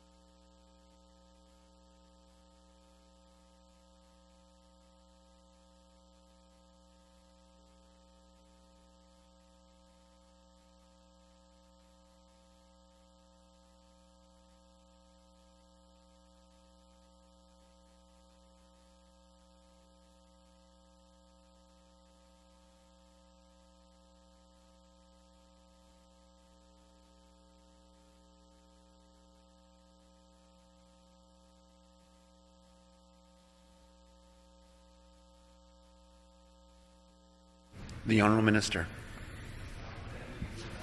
Chair, I've been conferring with my officials. Oh, I'm sorry. I don't know if I have to repeat the fact that I do have with me today remote from the chamber, but joining me via a Teams connection, both my Deputy Minister, Karen Hurd, and the CFO, Dan Skorchuk, who was with us the other day as well. So we're attempting to gather information for the member. We're going to provide an array of information, and then the member can judge the extent to which that answers the question. There are a number of recommendations that have come in Manitoba as a result by public health as a consequence of the escalation of STBBIs in this jurisdiction. When I was the new minister and seeing this trend, I was asking as well for extra jurisdictional comparisons because we were trying to understand what was going on. And we are seeing as well, as I talk to my other colleagues in jurisdictions, that this is a concern that is widely held in Canada right now, and indeed in parts of the Western world, for a broad array of factors. Choice of illicit drugs being used, lifestyle choices, multiple sexual partners, risky lifestyle behaviors are contributing to the rise, my officials tell me, in levels that we would never want to see of STBBIs in this province and indeed in other provinces. As a result of that, there has been efforts reinforced to address this, trying to figure out how to reinforce some resources to increase our reach to meet some subpopulations, and let me speak to a few of those recommendations that we're acting on. As the member knows, the member has reflected on the needle exchanges, and that is one indicator of activities. And so, of course, in the short term, there is that expansion and support of these harm reduction capabilities and the focus on peer networks. In addition to that, of course, though, a significant recommendation we're acting on is to support pre- and post-natal maternal and infant care programs. We've done that by expanding the capacity at the Mothering Project at Mount Carmel Clinic. I'd be pleased to talk with a member about how that program is working out and how we are working with that third party to be able to interact because they have that trust, because they have that expertise, because they have those relationships. It is easier at some points to work through third parties. We hear I heard for the last 2 years and some months that it can be very difficult for public health to reach some of these subpopulations. In some cases, it's almost as you're moving towards them, they're moving away, and that's why I think it's so important to also work through third parties, established networks, and channels that give more assurance to groups. Another recommendation: increasing laboratory capacity and resources to allow all individuals in Manitoba to be tested twice in pregnancy and then again at delivery, to expand also HIV point-of-care testing in Brandon, and we've done that, and or I believe it's underway, and also exploring alternate test methods like dry blood spot testing. In addition to that, other recommendations including enhanced public health nursing and outreach capacity, rejigging the way the workforce is oriented, where they are working, how they are reaching these populations, and then, of course, deploying the FIMS, the Public Health Information Management System, across all regions of the province. We were interested to see that had not been previously done, so we are taking up the challenge that was not taken up previously to be able to move into that. I do have some numbers for the member in respect of the current epidemiology that are effective as of November 29th of last year. This may be of interest to the member, and with 35 seconds remaining in my allotted time, I will indicate that this would be inclusive of 7 different areas of continued tracking by each of the regional health authorities, and I would ask the member to indicate whether they would like to have that information shared. The honourable member for Union Station. Mr. Chair, the minister yesterday spoke about the different committees that have been generated as a result of this pandemic. So different task teams and committees that have come together to navigate the complexities and the challenges of this pandemic. And so I'm wondering if the minister can advise if there is a committee that has been tasked with developing protocols and planning with a specific mandate around the COVID vaccination. I know that there are folks working diligently to try and generate a COVID vaccine. And so if the minister could advise if an official committee has been formed with the mandate to develop the policies and protocols around that COVID vaccination, who would receive that vaccination, who would be prioritized, or if people would be prioritized, how that would work. Any information the minister can share around that would be greatly appreciated.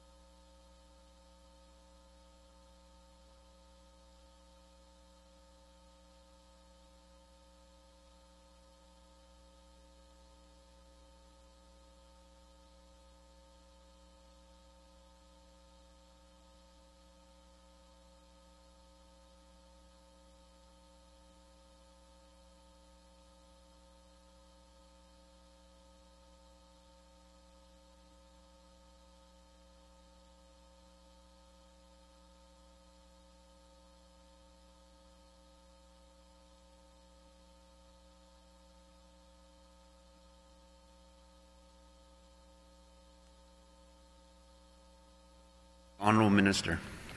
For the question, I'm pleased to provide an update to the member for Union Station and indeed to all Manitobans on vaccine preparations. This forms an important body of the government's work, and it is something that has been somewhat out of the limelight until right now as other things have been attended to, but it is, of course, we know of essential importance as we come closer and closer to a time when clinical trials are returning positive results. And sorry, I was just my deputy was just talking to me, and so here's what here's the update that I'll bring for today. So first of all, the issue of pandemic response, COVID-19 vaccine is of crucial importance to all Manitobans. We have been engaged with the federal government for months in order to understand what the planning was. I can tell the critic that even in the early spring there were already preliminary discussions about where are we at as a nation.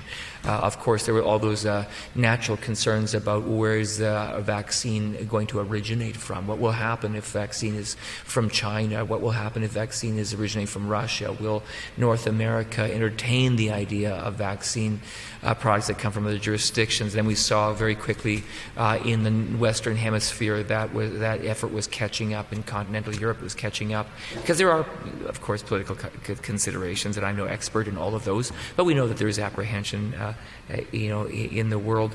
And so I can indicate to the individual question that there is indeed a task force that has been set up that is specific to the responsibility. And in the planning for the epidemic response, there was discussion as to where we would most appropriately locate that responsibility under individuals like, of course, the MOH, the Medical Officer of Health responsible for vaccine, Dr. Tim Hilderman. And so a task force has been set up that has membership from health seniors and active living, public health, central services, in order to, of course, to consider all of those logistical considerations that must be considered. This is a separate task force. Will operate much the same as our testing task force, which was charged with the responsibility of being able to quickly bring improvement, to add numbers of sites and retrain workforce and handle logistical issues and interface with health providers.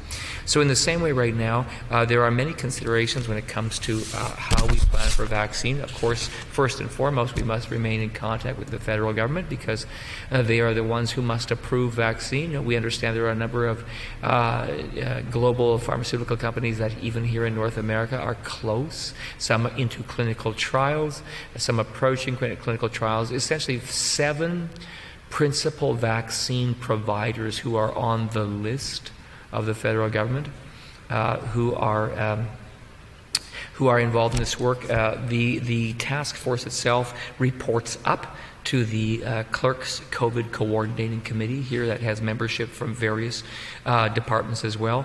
Some of the logistics that have to be handled, of course, though, are things like how we receive vaccine and how we store vaccine. This is not simply like storing supplies, textbooks or Band-Aids like we do right across our system through the Manitoba Distribution Agency. Rather, in this case, this kind of vaccine could come with some very, very special requirements for storage and some very, very complicated technicalities when it comes to distribution. Nevertheless, we continue to identify things like storage requirements, distribution requirements, site requirements. At the same time, this group is tasked with receiving information about how the federal government will scope out who is eligible and in what order, what sequencing. This causes me to think back to the ethical framework for decision-making on the distribution of PPE in the early days of pandemic response, a broad document that had sign-on by all provinces and territories in the federal government that would provide a framework for distribution. We know that our populations that are particularly affected may be the elderly in hospital, healthcare providers, those who reside in the north and others. I'd be happy to continue to have the conversation when my time is renewed. The honourable member for Union Station. My colleague, the member for Point Douglas, I just needed some clarification. So I just wanted to clarify that the minister would be providing the numbers around STBBIs from 2019 to that member. And my question is, will the minister release to us the inspection reports for personal care homes in 2020? So will the minister please, share that information and release the inspection reports for all personal care homes in 2020?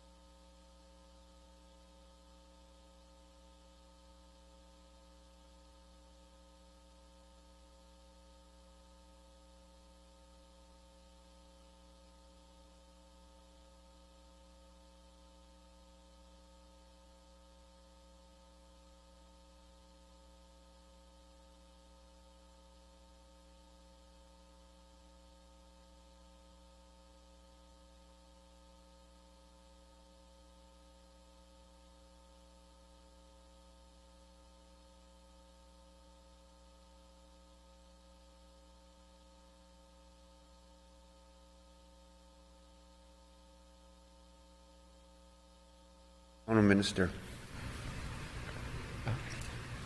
Thank you. I'm just going to turn my volume down. Mr. Chair, I failed to say before, I wanted to say thank you to ELBIS, not Elvis, but ELBIS, Legislative Building Information Services, that helped us this afternoon when we had a pretty significant IT challenge of hooking up here to be able to allow my deputy and CFO to participate in these proceedings remotely. My apologies to the opposition parties. It was unforeseeable, but we do thank them for their quick work to be able to rectify this situation, and I wouldn't anticipate there'd be a repeat of that, because now they say they've solved the issue that was occurring for the future. To the member's first question, yes, we can provide the information that was asked in terms of the 2019 November, I think it was November 20th or 29th, reporting on levels of STBBIs in the system in 7 subcategories. We will provide that information. Member's second question is whether the government will provide the inspection reports for last year. The short answer is yes. I do want to provide context. I want Manitobans to understand that the inspection reports were not provided by the NDP. I was the member for Morden Winkler who was the critic for health, and I asked the NDP government if they would provide inspection reports for personal care homes, and the answer was no. To get information about inspection reports at personal care homes in the past under the NDP government, members had to use the FIPA process. All members of this House will know that our government has made some very significant commitments to being able to make information available to Manitobans on a proactive basis.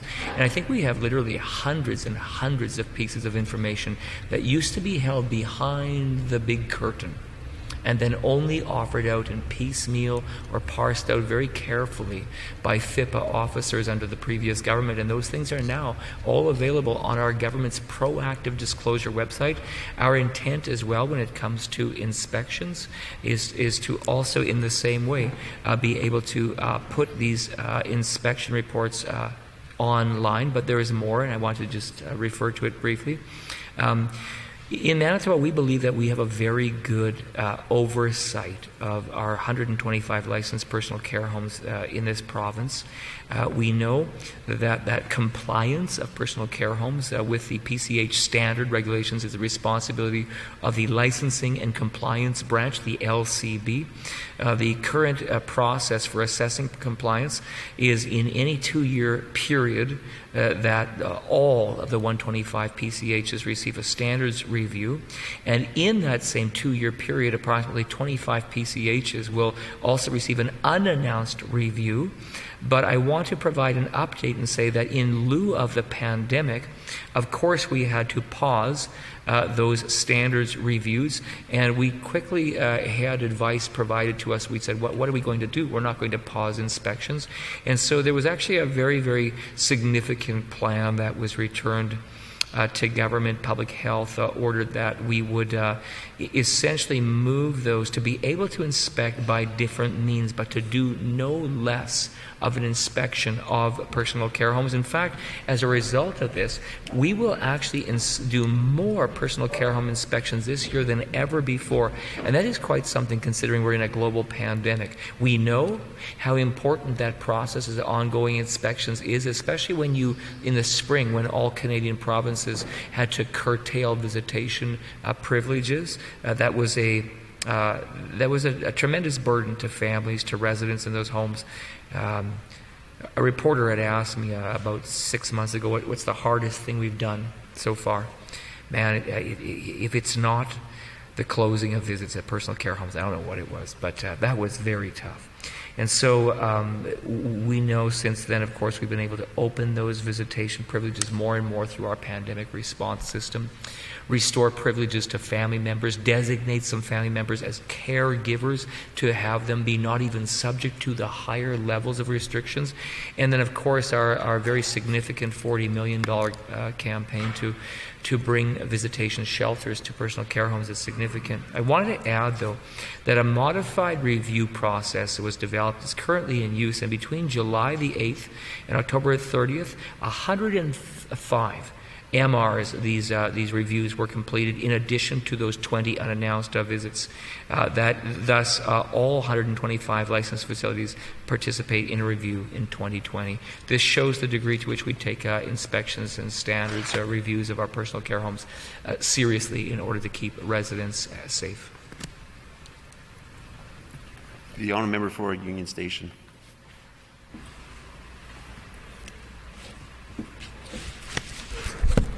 My correction, the honourable member for River Heights on the question. Thank you. And I just have till 4:30, so if we can move quickly, that would be appreciated. My first question deals with prevention, and prevention is key to preventing, for example, lead exposure. The intrinsic report of last November predicted that the average blood lead level of children in Point Douglas to be 4.7 micrograms per deciliter. At this average, there would be between 2 and 4 out of every 10 children in Point Douglas with toxic blood lead levels. Such toxic blood lead levels have been associated with learning and behavioral difficulties, with difficulties in school, with juvenile delinquency, with substance abuse, with mental illness, with homelessness, and with crime. Government would do well to prevent these bad outcomes. Early identification of children with high lead levels can be achieved by screening children between ages 1 and 3, and children identified early can be significantly helped. When will the government begin screening all children born in Point Douglas and in other areas of high lead exposure?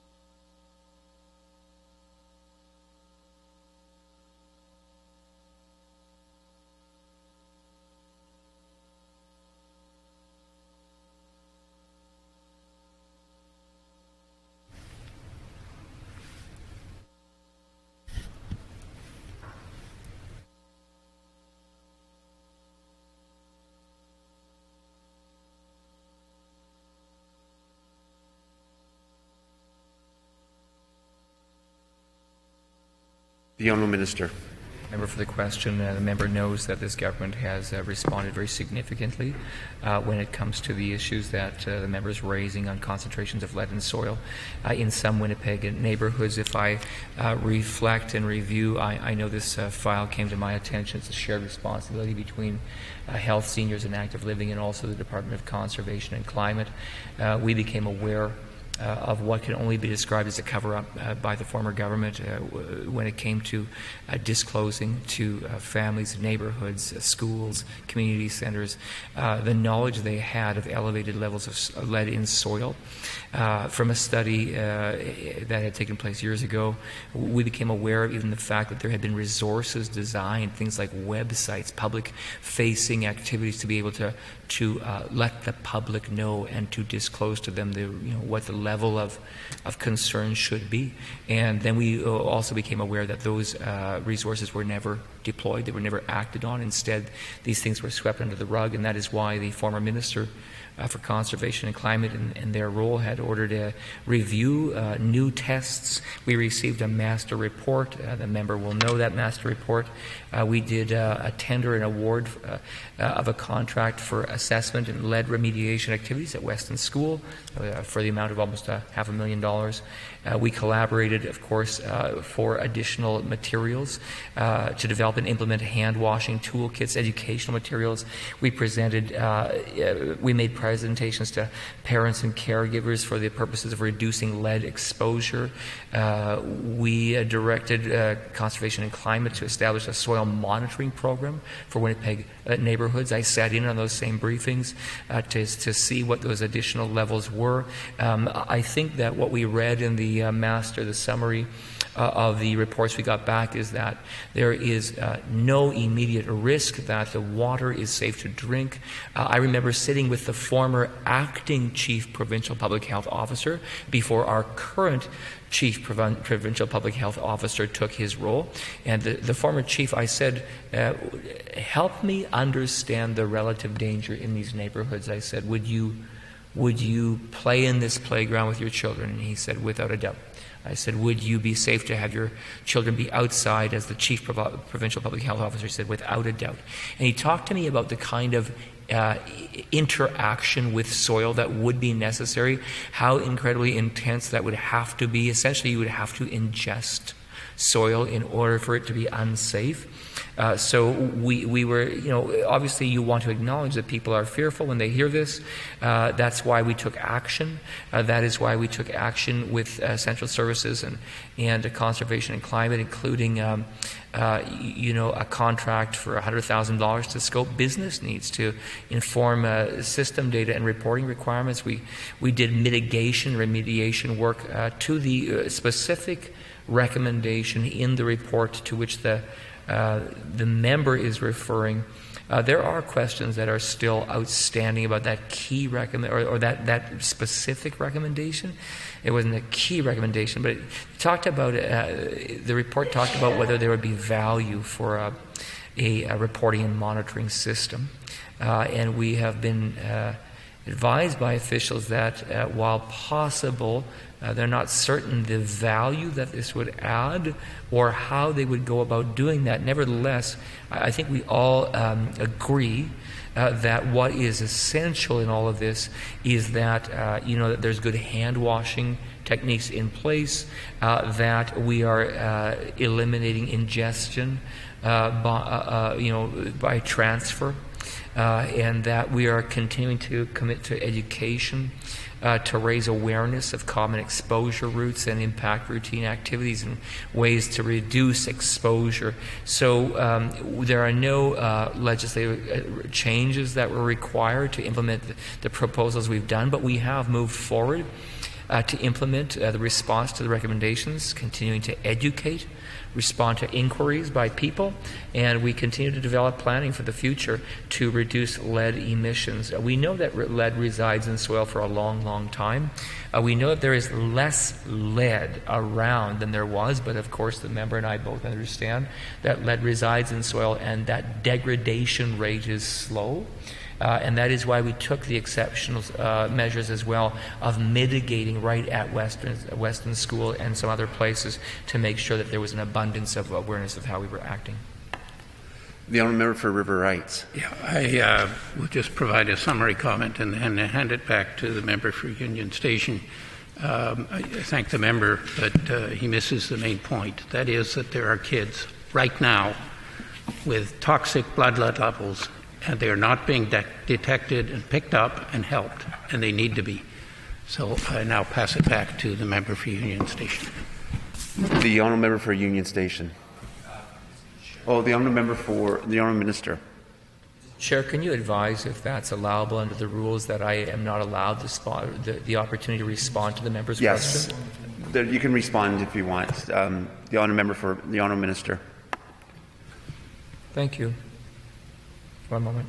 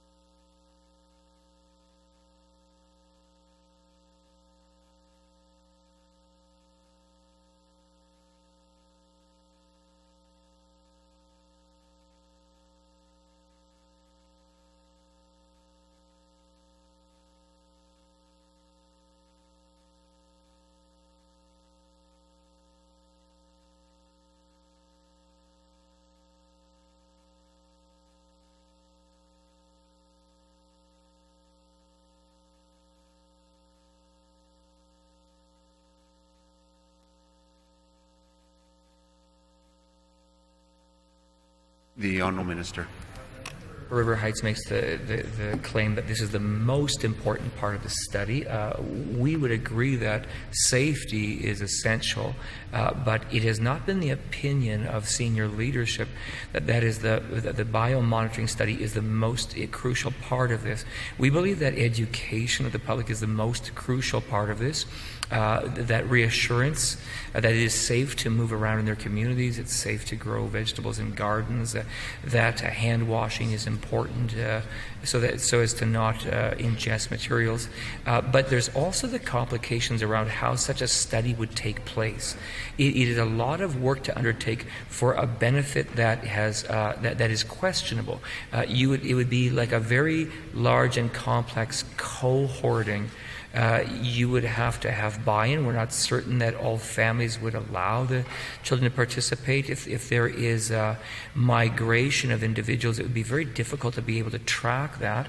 I wonder if the member would know of a third party who would take an interest into perhaps taking up this if it had some value otherwise.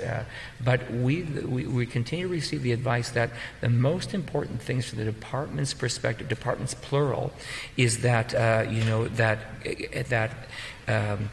education commitment, and of course also these very significant investments that our government has been making in mitigation and those things, and I won't read them exhaustively, but those do include things like the mitigation, remediation at Weston School, the soil monitoring programs that are going on in identified neighborhoods, the drinking water subsidy at child care centers, that's almost up to $1 million already, lead mitigation grants, and data systems. I would also tell the member that I would encourage them to also take the conversation up with the Minister for Conservation and Climate. She has also shared with me, though, a reminder that every family and their doctor can monitor levels of blood. So anyone can do this through their own medical provider. They can take actions on medical advice if those levels are high. That's always been available to families through their family doctors. So there's no one who's prevented who has this concern from being able to come forward. I believe that the member of River Heights is well aware of this, and I think it's responsible to suggest otherwise. Okay, the honourable member for Union Station. Done. Okay. Seeing that there's no further questions, we will now go to the resolutions, beginning with the second resolution, as we deferred consideration of the first resolution containing the minister's salary. At this point, we will all allow virtual members to unmute their mics so that we can respond to the questions on each resolution. Reading the second resolution. Okay.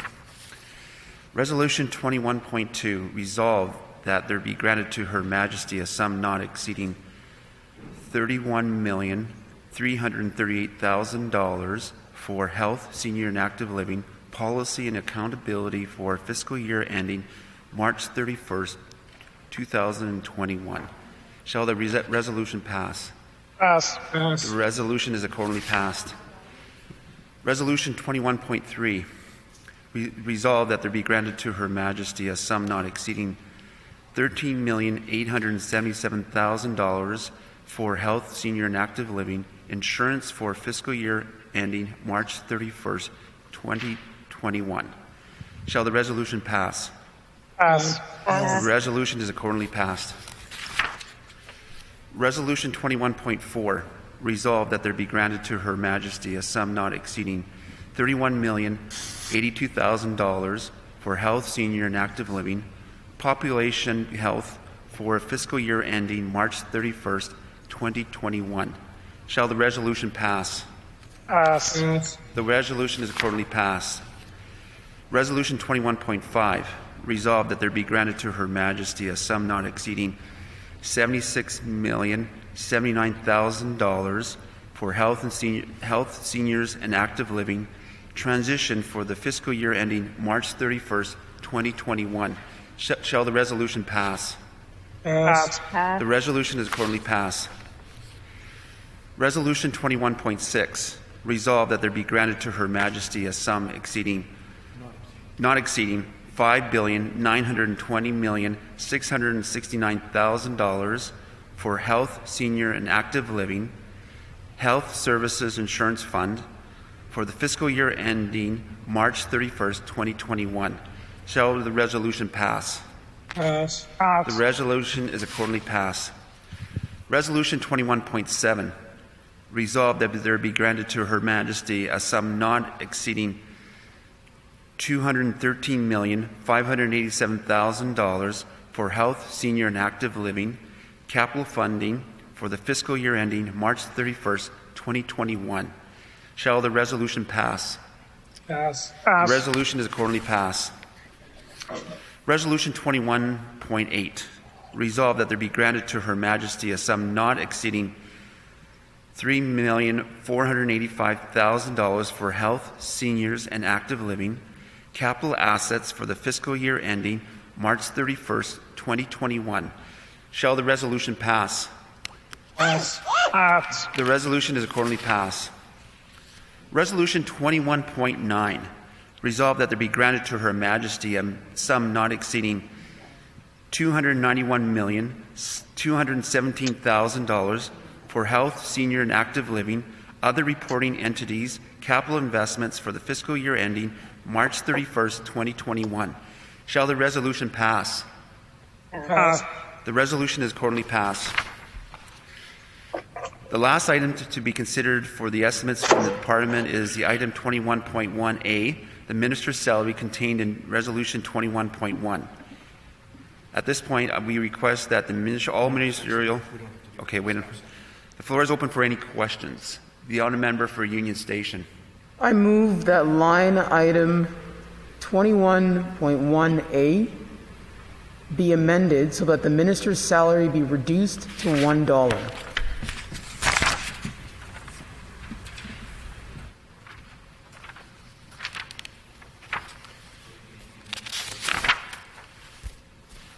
It has been moved by the honourable member for Union Station that line item 21.1A be amended so that the minister's salary be reduced to $1. The motion is in order. Are there any questions or comments on the motion? Is the committee ready for the question? Question. Shall the motion pass? No. Pass. No. I hear my opinion, I hear no. All those in favor say yay. Yay. Yes. All those opposed say nay. Nay. Nay. In my opinion, the nays have it. The honourable opposition House Leader. On division. On division. Motion did not defeated on division. Okay, now we're going to Resolution 21.1. Resolve that there be granted to Her Majesty a sum not exceeding $12,054,000 for health, senior, and active living, resources, and performance for the first fiscal year ending March 31st, 2021. Shall the resolution pass? Pass. Pass. The resolution is accordingly passed. This completes the estimates for the Department of Health, Senior, and Active Living. The next set of estimates will be considered for the section of the Committee of Supply for the Department of Education. Shall we briefly recess and allow the ministers and critics for opportunity to prepare and commencement of the next department? No? Okay. So we'll just ask we'll pause for everybody to get all connected to the Department of Health or Education.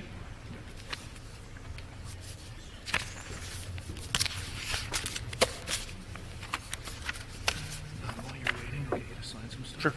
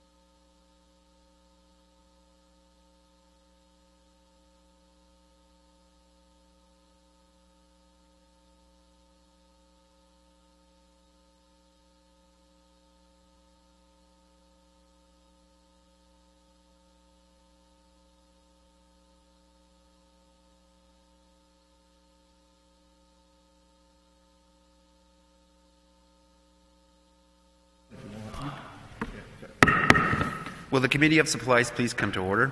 This section of Committee of Supply will consider the estimates for the Department of Education. Does the Honourable Minister have an opening statement? The Honourable Minister of Education. I do. First of all, it's a pleasure to be able to be here and to begin the supply estimates for education. I hope we have a long and fruitful discussion on the estimates of education. This obviously has been a unique year for all of those involved in the department and throughout the education system more generally. So normally I would take time, as ministers do, to go through the various accomplishments within the department and upcoming projects and strategies, and to highlight some of the things within the estimates book and the appropriation. And while I do want to certainly talk a little bit about the new school commitment, the capital funds, the schools that have already been opened as a result of the commitments of our government, those that are under construction, and those that are planned for the future. I mean, those are very exciting things for communities when they have the opportunity to open a new school, because a school is often very much, the center of a community in terms of its activity, and is more than just a school. But these are, of course, different and unique times, Mr. Chairperson, as you and all members of the committee know. And the work that's been done, not just over the last few weeks that schools have been open again, but certainly over the last few months, has been difficult. It's been important, and it's been remarkable in many ways, as we've seen institutions across the world, whether those are business institutions or charitable or faith-based, adapt and change, or this legislature. In fact, Mr. Chairperson, certainly schools have had to do the same. And really, I've been very impressed with all of those working within the system, how they've stepped up to do that. And so we've seen a lot of different things. Of course, at the high school level, there's more of a blended learning environment where many high school students are not there every day. And so that has been a different model for high school teachers to have to implement, to have some at-home learning students, and then to have some who are in the classroom environment. There are, of course, some where they can achieve the full distancing that are going full-time, and so that is good, and that's important. But it's been different. At the K-8 system, of course, we've had many groups, many classes that have been cohorted, which has been unique and different, and there's been an adaptation there too. I think I mentioned in the House in one different context how I saw early on after schools opened in September, where the school had students who were out in the playground, and they had bands, color bands around their waist, so that supervisors could easily identify whether or not those cohorts were mixing or not. They could tell who was in which cohort or not. So it's that kind of innovation, I think, that really speaks well of all of those who are working in the school system, not just teachers, but of course teachers, EAs, bus drivers, janitors, everyone who's involved has really stepped up and is making a difference. But that doesn't mean that it's been easy. Clearly, the higher case count that we've seen in the last few weeks has an impact on schools. The more cases that are happening within the broader community, the more cases are going to, of course, go into the schools, because our students are part of that broader community. But I think that what sometimes is misunderstood or not always appreciated is, Dr. Roussin has talked about the level of transmission within the school setting, and overall, to this point, has indicated that comparative to other parts of society, the transmission rate within the school has been relatively low, and that's really what we'd be looking for. We can't prevent entirely, obviously, students who are in the community and who might be working in jobs and those other things. If they get COVID-19 within the community, we won't always know. They might be asymptomatic coming into the school. But are the plans that have been put in place stopping the transmission then from happening, preventing the spread within schools? Now, there's been, of course, a couple of schools where there has been transmission and there has been outbreaks declared. But overall, what we're seeing is a number of sort of one-off cases up until this point. Now, we're always monitoring that, of course, together with Dr. Roussin and Public Health. And I want to, take that moment to particularly thank Public Health. I know we get questions sometimes from the opposition in question period, and they might question Public Health in terms of the timeliness of getting reports back to schools or to parents, and that's their role as an opposition. I'm not being critical of that. I spent a long time in opposition, longer than any human being should spend in opposition. But I appreciate the role that is done, Mr. Chairperson. But I also think that in these times we have to be as supportive as we are, critical of those who are working for sure in the system, and particularly in Public Health. Now, the relationship that Public Health has with the school system isn't a new relationship. Of course, they will have been involved for flu clinics and other issues that have happened in schools from a health perspective for many, many years. And so this isn't something that they're not accustomed to, but certainly at a different scale, Mr. Chairperson. And so we appreciate greatly the work that Dr. Roussin and his team are doing on a daily basis, but then in the planning for this as well. The planning around cohorts and whether that would be the right way to go. But all of the discussion in the summer and all of the planning from Public Health was about how do we not just get the schools open. It wasn't let's get to the early part of September, open the schools, and then we've achieved something. It was how do we keep them open? Because we knew that there would be continued cases in the community. Maybe not knew exactly what the numbers would be, but of course there was going to be continued cases. And so it was all about how do we keep the schools open. And to this point, I think that a lot of the things that have been put in place have allowed us to keep the schools open. Now, there are different restriction levels in different parts of Manitoba. Some communities are under red, some are under orange. And so that has caused changes as well. And with each one of these changes, I know that it puts stress on the system, and it puts stress on teachers and EAs and everybody working in the school system. And I don't want to diminish that, Mr. Chairperson. I'm very, very well aware, not only from family members who work in the school system and from friends, but just broadly as the education minister, I recognize how much stress that there is in the system. As there is stress in society in general. I mean, I also know that any profession would indicate that they have a lot of challenges they have to overcome, but particularly speaking about the education system, there's no question that this has been a difficult time, and we know that and we hear that. So one of the things that we, of course, did early in the spring was to say to the school divisions, hold the savings that you have when schools were temporarily closed. It turned out to be longer than we thought. That amounted for $48 million of savings. We then said we're going to provide $52 million of savings in addition to that for $100 million. Now, for some reason, the opposition has this feeling that $100 million should have been spent all in one month, or maybe even all in one day. And then I guess the next day they would have asked for another $100 million, and on we would have gone.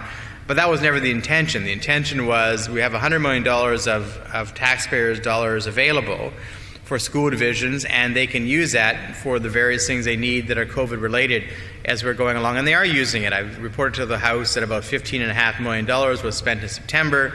We expect a similar number in October when I get those results in, and that'll continue on for the months ahead, that I'm sure. So that was always the plan. Now, the federal money that's now been allocated, and again, there's a bit of a misconception because only half of that money is flowed. I understand that half of the money from the federal government will only come sometime next year, but that the provinces received half to date, and we'll have some discussion, I think, relatively shortly about how that money is being allocated. But we have indicated that clearly remote learning is something that needs additional support. Not just because there are more students at home in a homeschooling environment that I think need more support, because they're maybe not natural homeschoolers. They're parents who are choosing to homeschool their children for reasons to do with the pandemic, and not because they naturally would have wanted to homeschool. So I think there needs to be more support provided there. But there are more cohorts that are going home and doing at-home learning. And of course, there's immune-compromised students who've been learning at home from the beginning of the school year. So I do believe there needs to be more support there, and I think that the federal government funding, the half that's been provided, can play a role in that, Mr. Deputy Speaker. So I think that we have a good plan in place. It's not perfect. It's always being changed because we haven't gone through a pandemic in 100 years, so there's learning as we go. and I think we'll continue to learn as we go. And I look forward to hearing the questions from my critic. Well, as you know, I have great respect for the member for Transcona, both on a personal level and a professional level. The times that he's interacted with myself and with the department, he's always given good advice. He might not think that we always take the advice, but we always listen, and I do think that some of the advice that he's given has shown up in some of the actions that we've taken as well. So I look forward to his questions and his comments as we go through this process. We thank the Minister for those comments. Does the official opposition critic have any opening comments? From member from Transcona. Oh, thank you, Mr. Speaker. I want to thank the minister for leaving me 52 seconds or less to make my opening statements. I'll keep them very brief. I know the government have spoken a lot about their ready, safe, grow slogan that they've been postering around the city and around the province. I want to ask the minister, how has the department supported schools in being safe to start? Oh, I just want to remind the member that we're not in questions. It was your opening statement, but you will still get 10 minutes even for partly tomorrow. Unless he just wants to do it. Unless you want to go to questions. Well, member for Transcona? I did ask a question. Okay. So that'll be the end of the statement. Okay. It's now 5 o'clock. Okay. The hour being 5 p.m., the committee rise call on the Speaker.